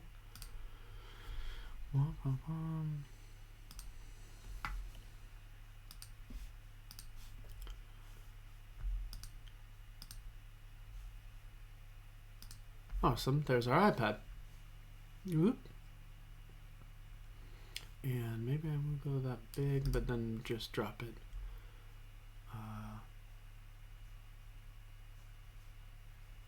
Move to both. There we go. All right. Game Jam. Let's see. Does this... Are we hooked up right here? Hold on just a second. I'm going to disconnect this apparently for a second. Switch back over to this for a second. All right.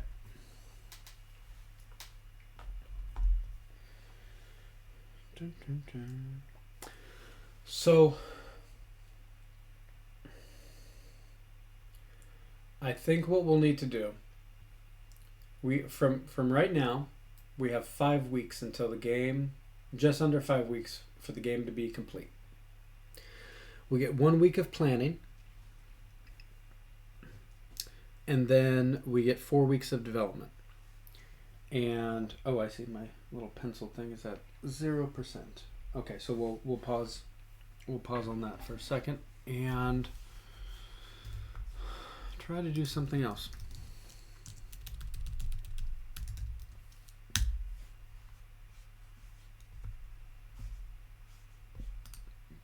We'll do...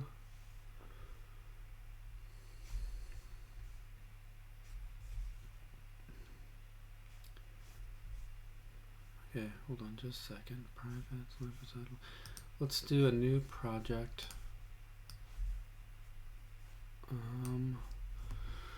We're on GitHub. Let's do a table or a board. Let's do a board.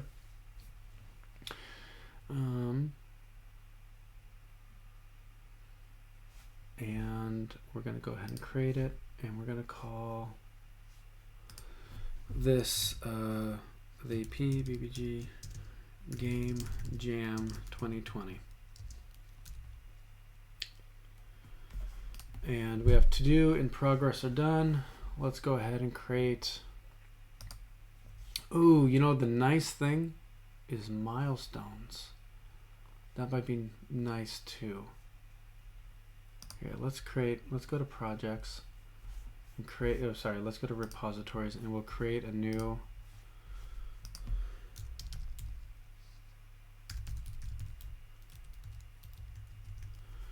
it'll be a public repo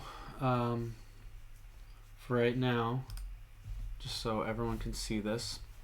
The other thing with Slyboots and the reason why I've decided to try the Patreon subscription is because, or the Patreon foundation funding model, is not only would the games be free and free of microtransactions and ads, but also some of the streams would be either about game design and coding tutorials, but also the projects themselves. Many of them, I imagine, would be completely open source for other folks interested in coding, or the game developers interested in this. Excuse me. Okay, so I think we want to go to issues. We want to create some milestones, I think. Yeah, create a milestone. Okay, so we have some planning, and this is going to be due the 14th. Then we have, excuse me, hold on. I'm going to try to cough. I think what we'll do is we'll do four sprints.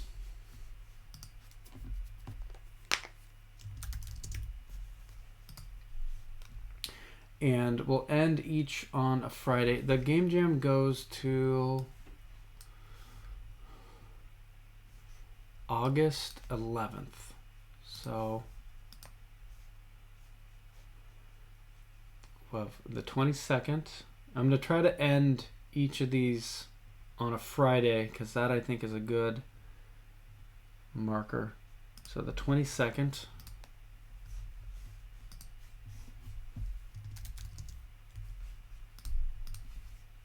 29th.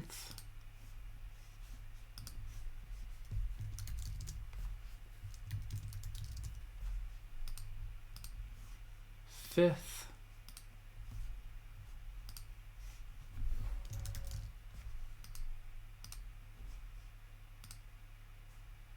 And the 11th. And you know what? I'm actually going to have it. I'm going to change these. They're going to end, the sprint will end on a Thursday. So we'll have 4 even sprints. But the other thing is that when we make our announcement of progress on the Friday, it'll be whatever we ended up doing up until that end of the Thursday. So our Friday, so we're not trying to work on Friday and do the release, right? The Friday release and share on Reddit or whatever will be based off what we get done up until the Thursday before. So yeah, so the 28th, the 4th, okay. Sprint 4 is that 11th, and then sprint 4, great. And then sprint 1 is going to be next Thursday. Okay, so there we go, four even sprints. And then we have our planning, so we'll call this sprint 0 to fit in with the rest of this. We want to have, let me see, do we have labels? Okay, let's create a couple of labels.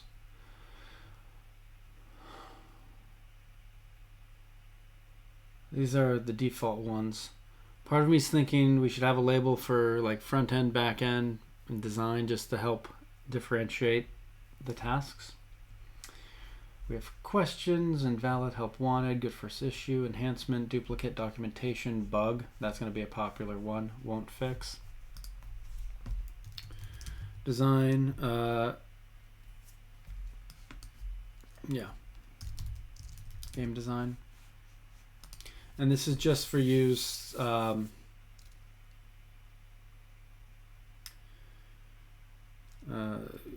Description. This is just this no code or assets, just the philosophy of the game and the balance.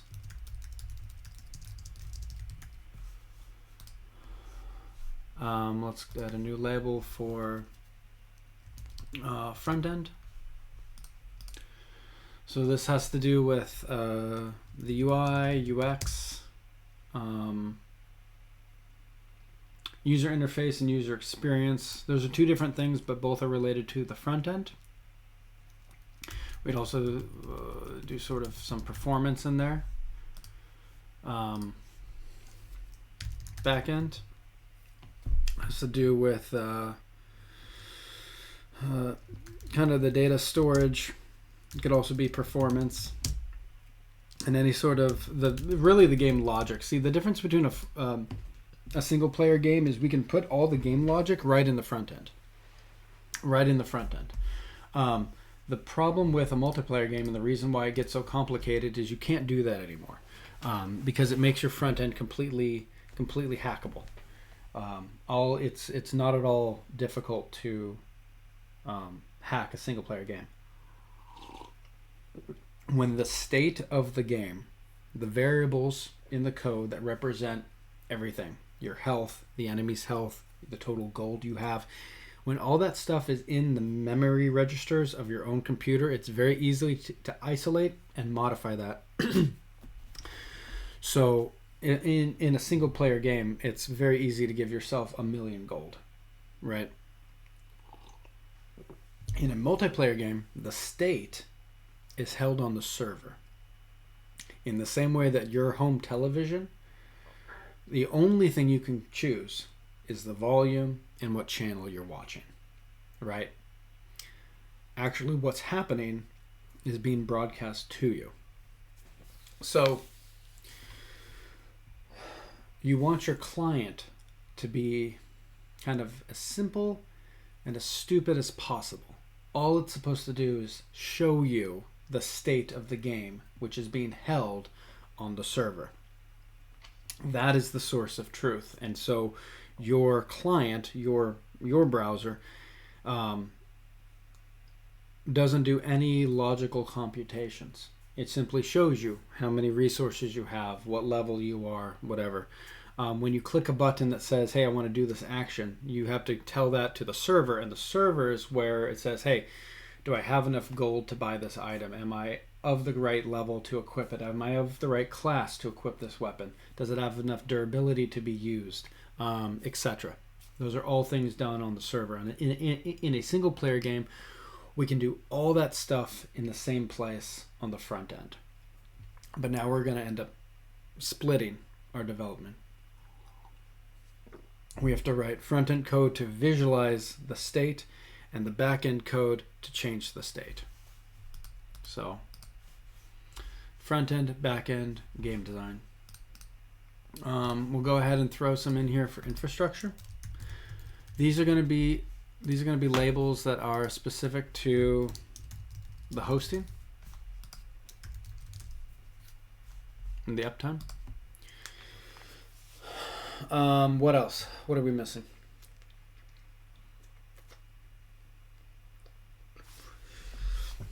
Let's see. Hopefully this is charged enough. Oh, let's see. Do we have something that says we need testing? I guess we can use the help wanted.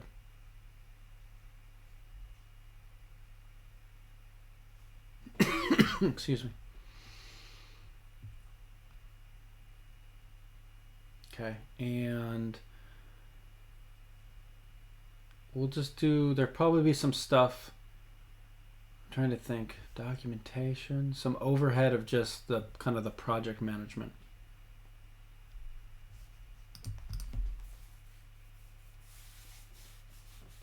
What do we want to call that? What do we, like a process ticket?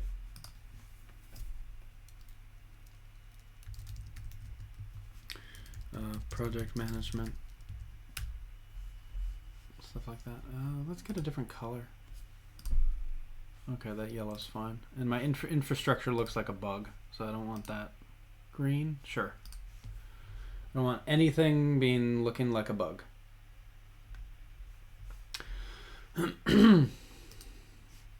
Okay. The milestones are set up, and the project. Let's see.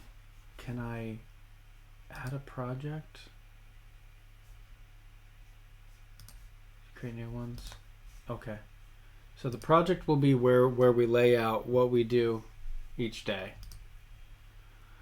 My goal here is to put in something like maybe like an hour or two each day. A bit more on Friday, Saturday, Sunday. But also try to, the nice thing about putting in 4 days of kind of project management and laying stuff out is that it'll really help, it'll help me delegate and share some of these tasks with other folks. Let's see if we have, okay, if we doodle now. Let me go back to, let's see if this is up and running.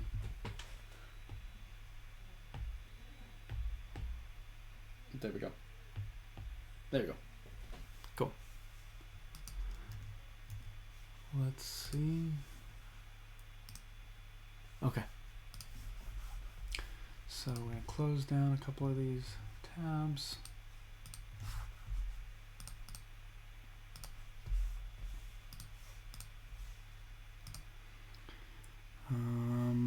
Hold on.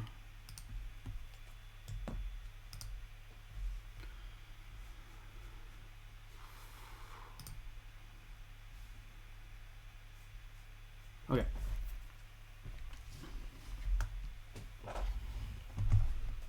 So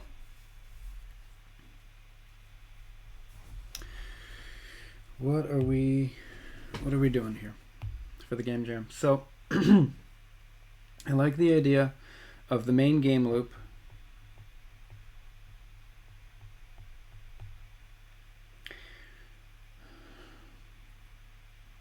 do some action. Here's a little shovel, right?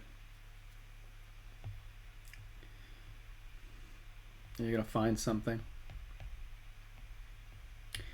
and then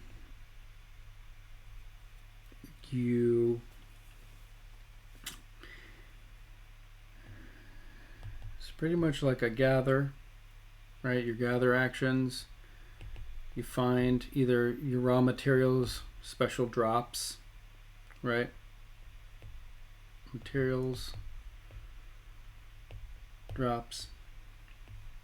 I mean, essentially, it's the cycle is like this, right?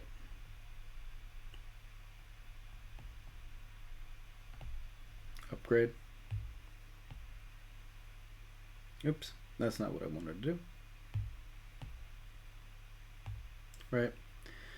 We do upgrade. We do find. Here, let me.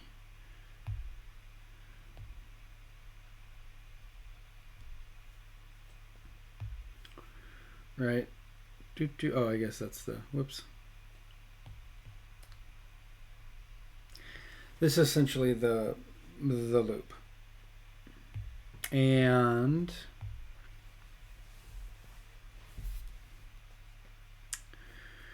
to make this a little more complicated,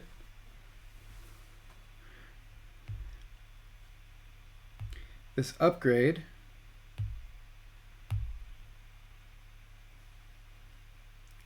kind of branches off into two different sections. So, okay. So there's gather.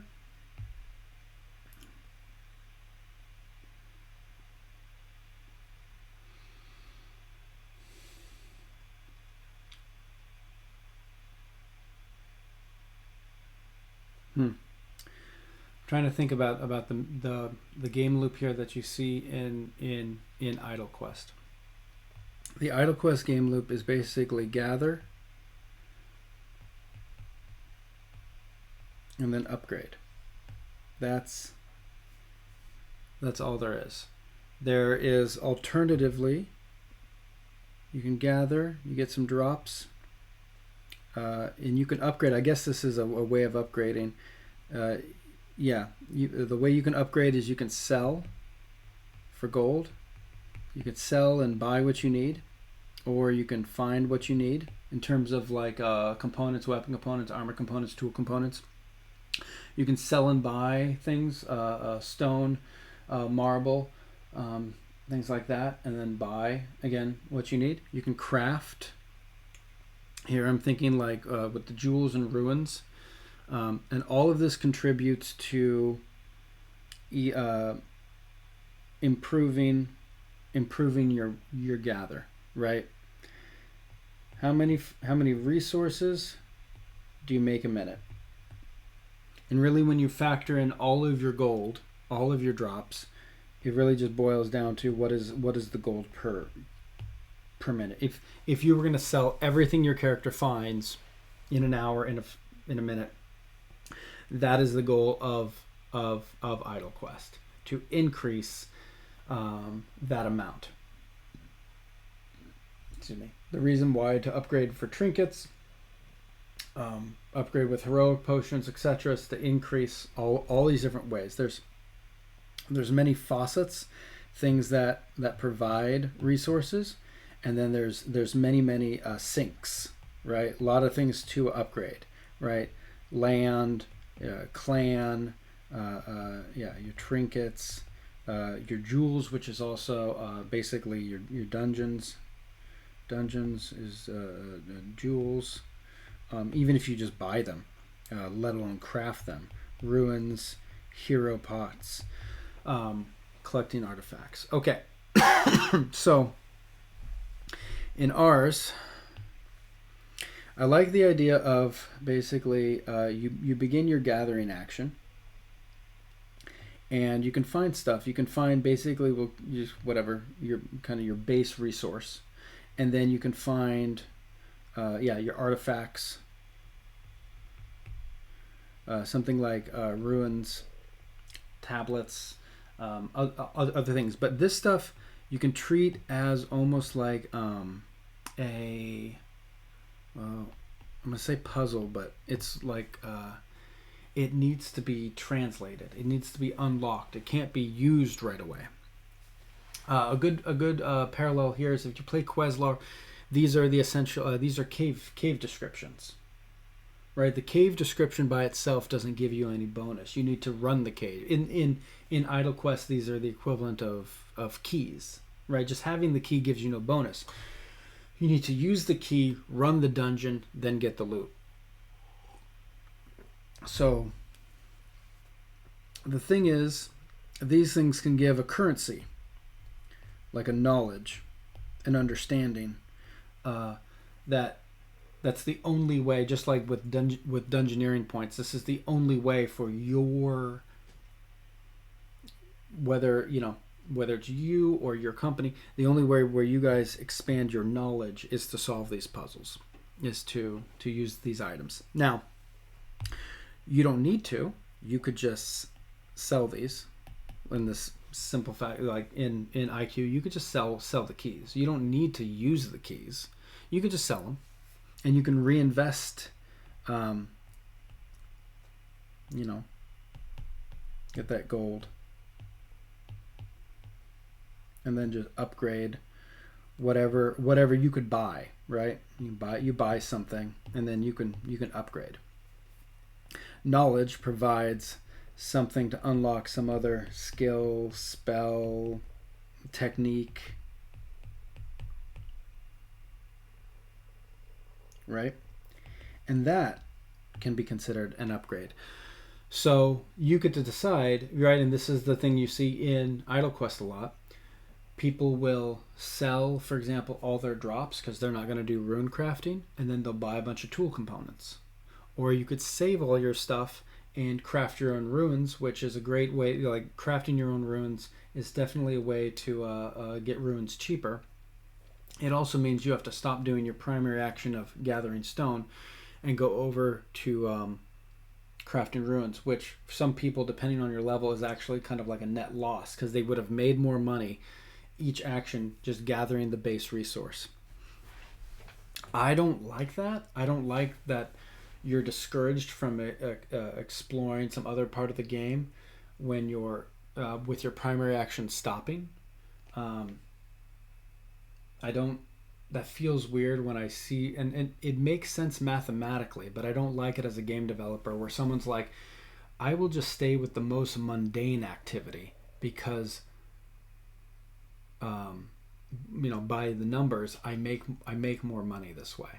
Well, it's like, but we have alchemy, we have rune crafting, we have jewelry crafting. Yeah, but if I try to play the game, if I try to explore the content, I'll end up losing more money. And it's like, this is where I wish these things could happen in parallel, which I think is like with Queslar, which is great.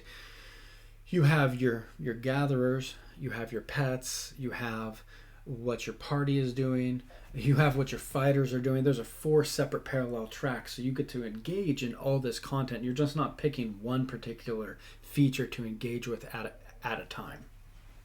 So I'll say that.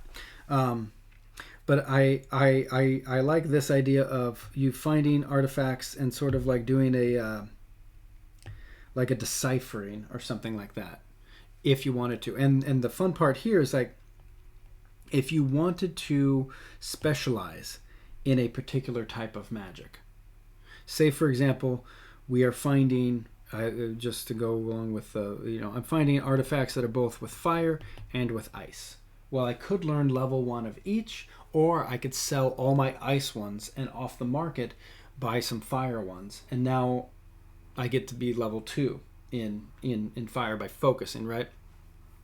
So I like that sort of kind of option there. You could sell all of them, you could sell some of them, right? So we have some solving going on. So right now, just to call out here, I know I've got a lot of colors here. I'm just going to do yellow for the people. We have sort of our gatherers.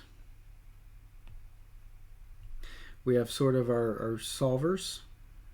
Probably are some sort of like there's like an archaeology, cryptography sort of vibe. I also like the fact that some of the artifacts could be based off not even like a hidden away lost knowledge, but the more you study, the ruins you are excavating, the better you'll understand that society, and that will give you more knowledge. Like if you knew, for example, that the Romans made their streets X amount wide, then you could predict, once you uncover enough, you could predict the layouts of certain towns. You know that there's going to be a street like this, it's going to go this long, it's going to be this wide, it's going to intersect like this, you're going to have other streets that branch off like this, versus another culture that, say, for example, had a town square, and from that town square, they always had 8 spokes come off, right, with like a city wall that is circular. Like, and then there's this other society that built stuff triangularly, right? Once you understand, once you have that basic knowledge of the cultures, the excavation work goes that much deeper. Okay, well, this group always built one-story homes. Boom. This group always had one-story homes that the front half of the home was the shop and the back half was the living quarters, as opposed to there being a completely residential district and then a district for work, right? Excavating Pompeii looks really interesting as opposed to where we live now, because they always had, many of them had the shop, the family business was the front, was the what faced the street, and then the living quarters were all behind. That's important to understand, otherwise you're like, why the hell is this set up this way? The reason why that is important is, without even delving into solving the puzzle here about magic, you also have like a something that's here that's based off a whole other skill of that would do with excavating. Like, here, I'm going to do one more of these diagrams. I'm just going to keep drawing the same diagram over and over as we get this, right? So here's my little gatherer, my stone gatherer. And what can influence, right? He's got a you've got a couple things, you know, how much. So we have like a quantity issue. How much stone is he gathering per action? How much is he excavating? How quickly is he finding drops? Right? Are we looking for drops? Are we specializing that? What is our focus? Is this a variable that we're going to set in our game? Hey, I want to try to excavate the city, or hey, I want to try to find lore. So we're specifically trying to find, like, say, like the buried magic tower or the buried alchemist, you know, hut, and then ignoring the rest of it. So we have quantity. I don't think I'm going to do anything about speed. I don't think I want the tick in the game loop. I think I'm going to keep that at a consistent amount. So I'm not going to have it so that your gatherer and my gatherer can gather at different speeds. I'll change everything else, but the game loop itself will be the same. But right, and what types of drops are they? Just a second. I need just a minute.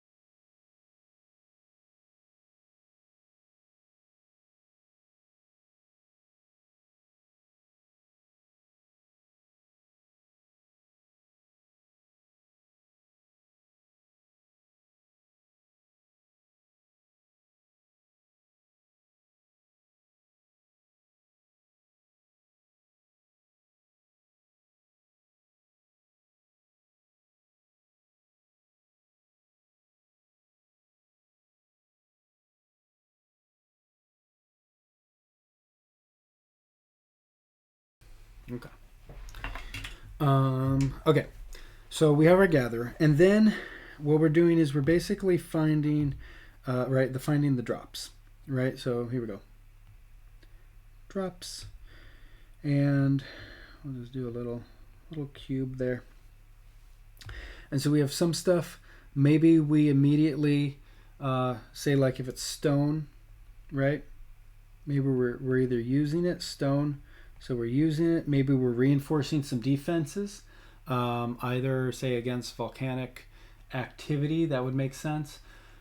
Maybe we're refining some of it, making it defenses. Maybe there is some sort of comet, some sort of monster, some sort of something within the mountains that is constantly threatening us. You know, your traditional goblins, orcs, stuff like that, trolls.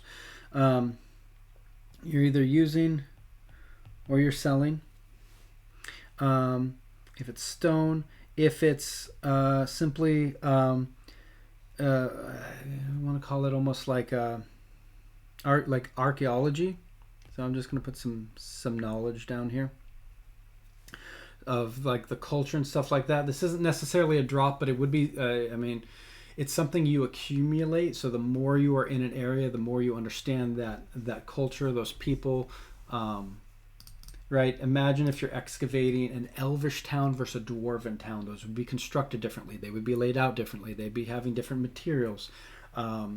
And your second dwarven town, your third dwarven town would go easier and smoother if you and your team specialized in that. So this is where it can get fun in more of a collaborative setting. If there's an excavation task that I can team up with 2 or 3 other people, we can share that sort of knowledge for that instance. So there's knowledge, and that can help. So we're gonna have like maybe some skills or techniques that are just about how really it's connected to this one, our gatherer skills and techniques. And this to be honest, is another type of person, right? Your archaeologist, kind of examining what's happening, right? As the gatherer is clearing away the stone, this other person's coming in, sort of expecting that, and we could play with the idea of, do we do a job to maximize knowledge at the cost of quantity, right? Do we work as fast as we can and we don't care if we destroy a wall or a mosaic or a fresco? Or do we say, hey, we need you, don't break the pottery, right? We need to understand what's happening here. And so this may not even, this isn't related to magic. This is just related to being able to understand that. And then we have, I guess we'll call this more of like the lore, or the tech / magic. This is the stuff that you need someone else. So that's a third type of character we have.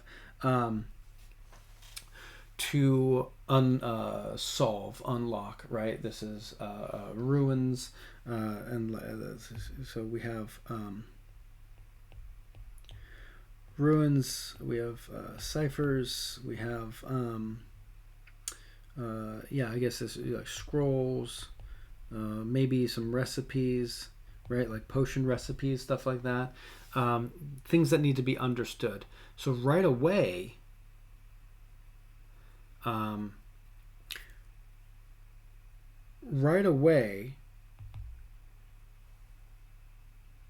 this stuff has an immediate effect. Those drops and that knowledge have an immediate impact on this. This other part is optional, and it would, I'm going to say, just for the sake of us not confusing like these two things, I'm going to call this really just like the spellcraft. Like this is just all magic. It could be magic and technology, but it's really your spell book. If you ever played Diablo 1, and I can't remember if it was the same in Diablo 2, but in Diablo 1, when you wanted spells, you needed to find a book. And if you wanted, and if you found the same book again, you could learn, like you could learn Firebolt. And if you found the book of Firebolt again, you could get level 2 Firebolt. And if you found the book of Firebolt again, you could level 3 Firebolt. Right, and that was the way you upgraded your magic and found new spells in Diablo 1. A fantastic game.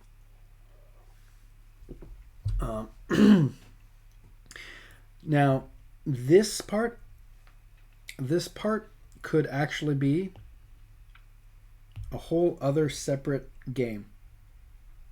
And by that I mean, maybe this really is like the multiplayer.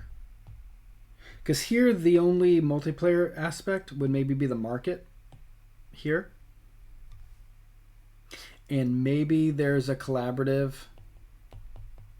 a collab digging.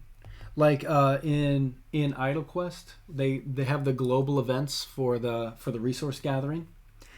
We could all do something like that, but that action isn't really any different, and the prize pool, it really isn't any different than what you're already doing. Like, it's not a new style of play, it's not a new feature, like drastically different. You're just, everyone's working together, getting better yield. That's all it is. But the spell book could be directly related to some other multiplayer facet of the game, such as so while we may be reinforcing our towns against, goblins and orcs, or something maybe a little bit more creative than that, those of you that wanted to play a little bit more actively could form parties, right? And spellbook, I mean, you could expand this so it's not just magic, but it's all weaponry, like weapon crafting, as opposed to like kind of fortification crafting with the use. This is where you can form parties and go and like, you're not digging down, you're not doing the archaeology or exploration there. You're actually doing some combat against the mountain, right? And so this is an optional thing, in the same way that certain things in like Elithor and Queslar, if you're not into that particular feature, you don't need to do that particular feature. Your character will still progress. So here, if you wanted the main idle loop, you see it right in front of you. It's very similar to IQ. We get stuff. I mean, this is like every idle game. We get a basic resource. We upgrade to get more of that basic resource. Okay? What I'm trying to do here is provide a couple extra currencies, not just gold, right? Not just gold every time. We have some knowledge, So I mean, I really love Idle Quest in how they've done this. With Idle Quest, you have boss tokens and dungeoneering tokens, and the only way to get those tokens is if you play the game in those particular ways. You have to run dungeons or fight bosses. There's no way to use the marketplace or to buy your way into those tokens. You have to do those actions. So here, it's the same thing. You could sell all your drops and get gold, and you can accelerate your upgrades in that regard, but you can't, for example, you still need to put in the time here to learn the knowledge, right? Experience points. You can't just buy a level in Idle Quest. You can't buy, you can increase how much experience you get per round, but I literally cannot buy away just off the marketplace 10,000 experience points, 30,000 experience points. You can buy the boost, but you need to play the game. So it's the same thing with here. So we have gold, we have knowledge. Knowledge is another currency, and we could do, and that's for certain skills. We could do something similar to Idle Quest as well. Some collaborative digging gives some other currency, which is another way to upgrade certain other skills, right? Just like Idle Quest. Something that's intuitive. Idle Quest, I feel like, could be more intuitive. A lot of people get confused how to upgrade their jewel slots. Oh, you need to go run dungeons. And that's confusing because jewel slots on your person have nothing to do with dungeons. Those aren't like connected lore-wise, story-wise, upgrading your rune slots using runic leather makes more sense. But here we also have a type of drop that could be for, this whole lore system, which again you would have to, these are things that you could upgrade. You'd learn the lore, the tech, the magic, increase your spell book, increase your armory. Maybe there are combat techniques, right? You're learning the martial arts of an older civilization, right? It's like Neo in the Matrix, right? Like, I know Kung Fu. Like, you come upon this knowledge, you understand this knowledge, and now your party can use this knowledge. And now you take that knowledge and you participate in something with other players, right? So we don't even need to, like, combat doesn't even need to exist as a single player activity. It could be this multiplayer party social part. And if you didn't want that, if that was too much for you or whatever like that, you just don't, you could sell all your lore drops, right? And just take that gold and reinvest it. And if you were really into the doing the more combat stuff, you could sell some of your knowledge drops or your base resource drops, so you could purchase more of the lore stuff. And this would end up being another kind of cycle, but this would, you're putting something into this, you're doing some sort of activity, and then there are some drops that come out from that. So ultimately that would feed back into the system. So you have the gather here, so maybe it feeds back into the gather, or maybe another better way to point it is like it kind of just feeds back into the drops.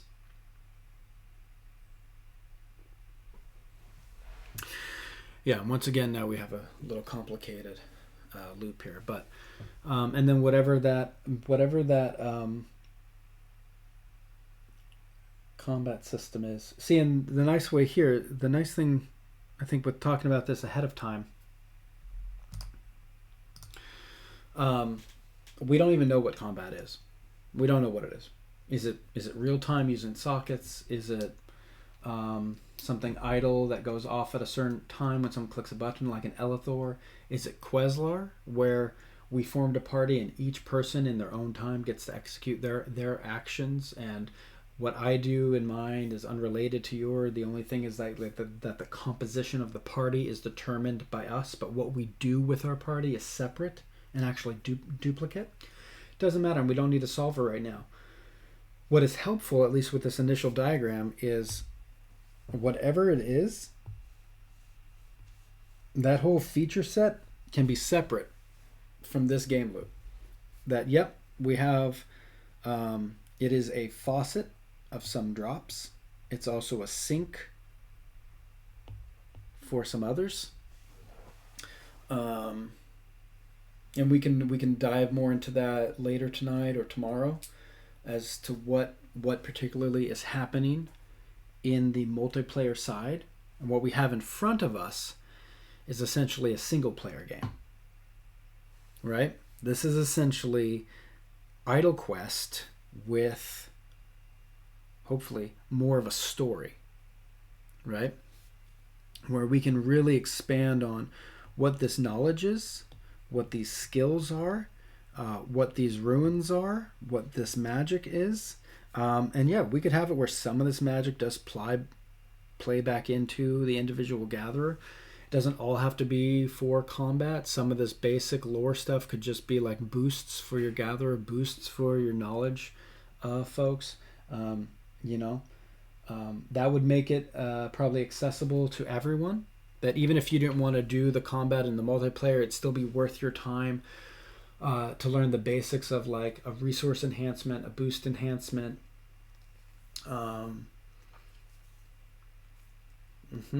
Because also you could also think some of these drops, yeah.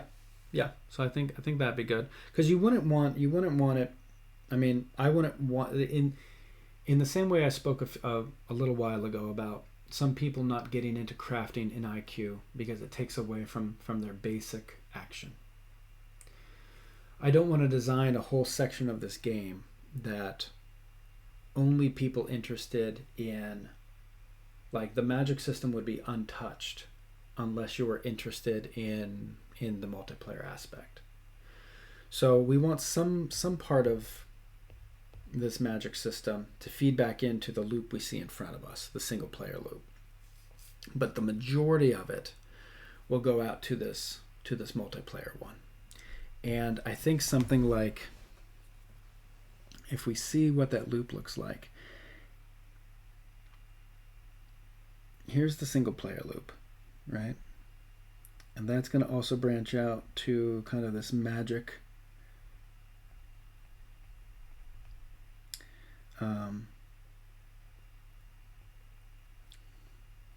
trying to capture what I feel is like the scope of how much of the game would be multiplayer.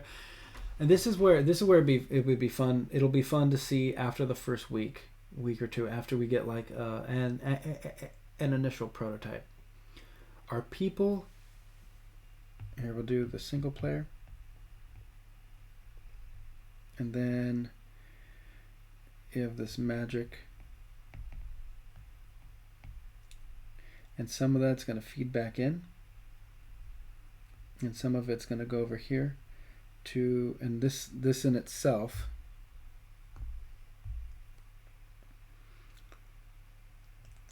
is sort of like an extended multiplayer loop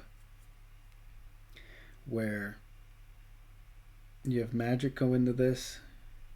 I wouldn't be surprised if we have some other resources.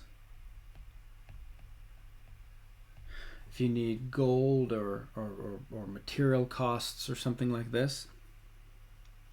The difference is that we have, right?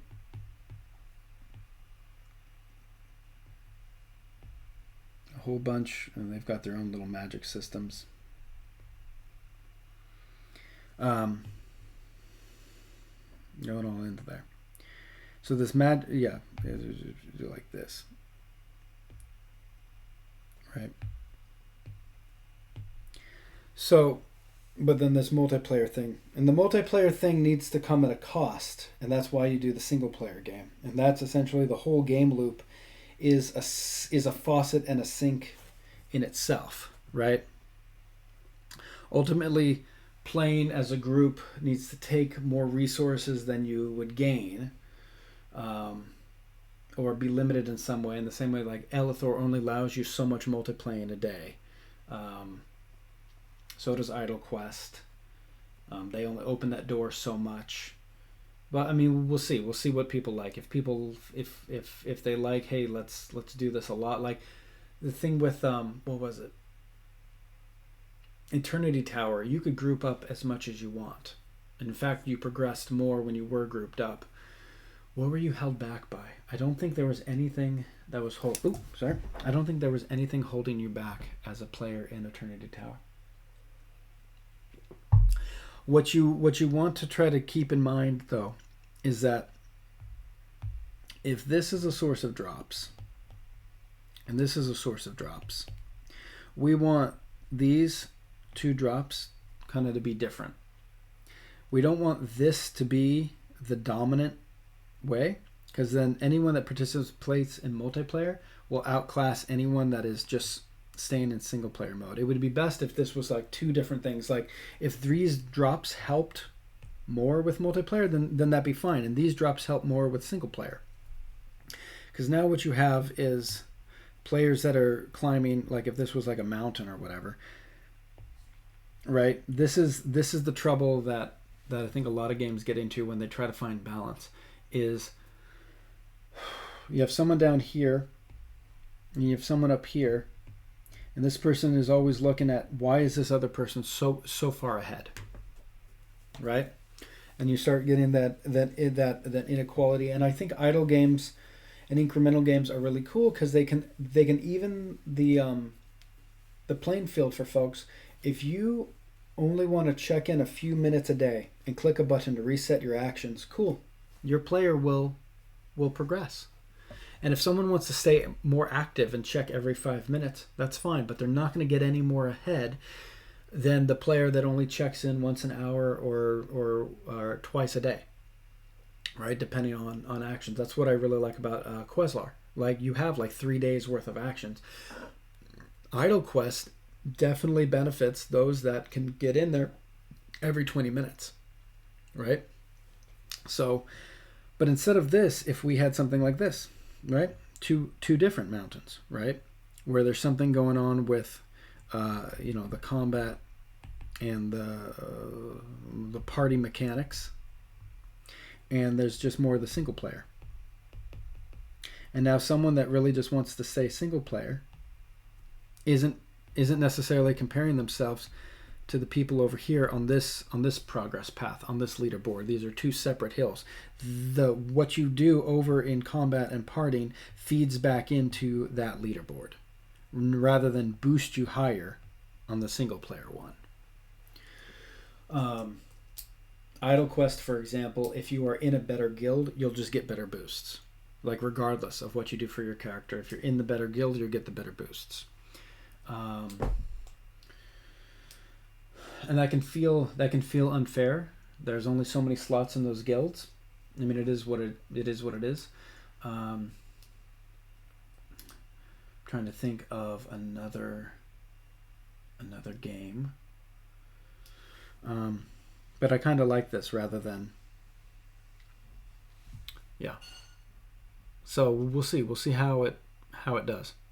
I like the single player game being a good source of your, especially like your skills and everything, can influence that. The more the better you play your single player game, the more magic and skills and wealth and whatever you can accumulate and help fuel this. And then this is how the whole community is progressing, right?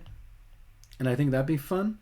That everyone's hopefully coming into this party system a little more equalized, regardless of if you're starting out and you're like, hey, this is my amount of treasure, I'm very little. You have someone that has a lot more, but if we're all playing cooperatively, it doesn't matter if someone's level 2 and I'm level 20. Collectively, we're all going to proceed better against whatever this is, the volcano, the dragon, the orcs, or whatever it is, the more players we have.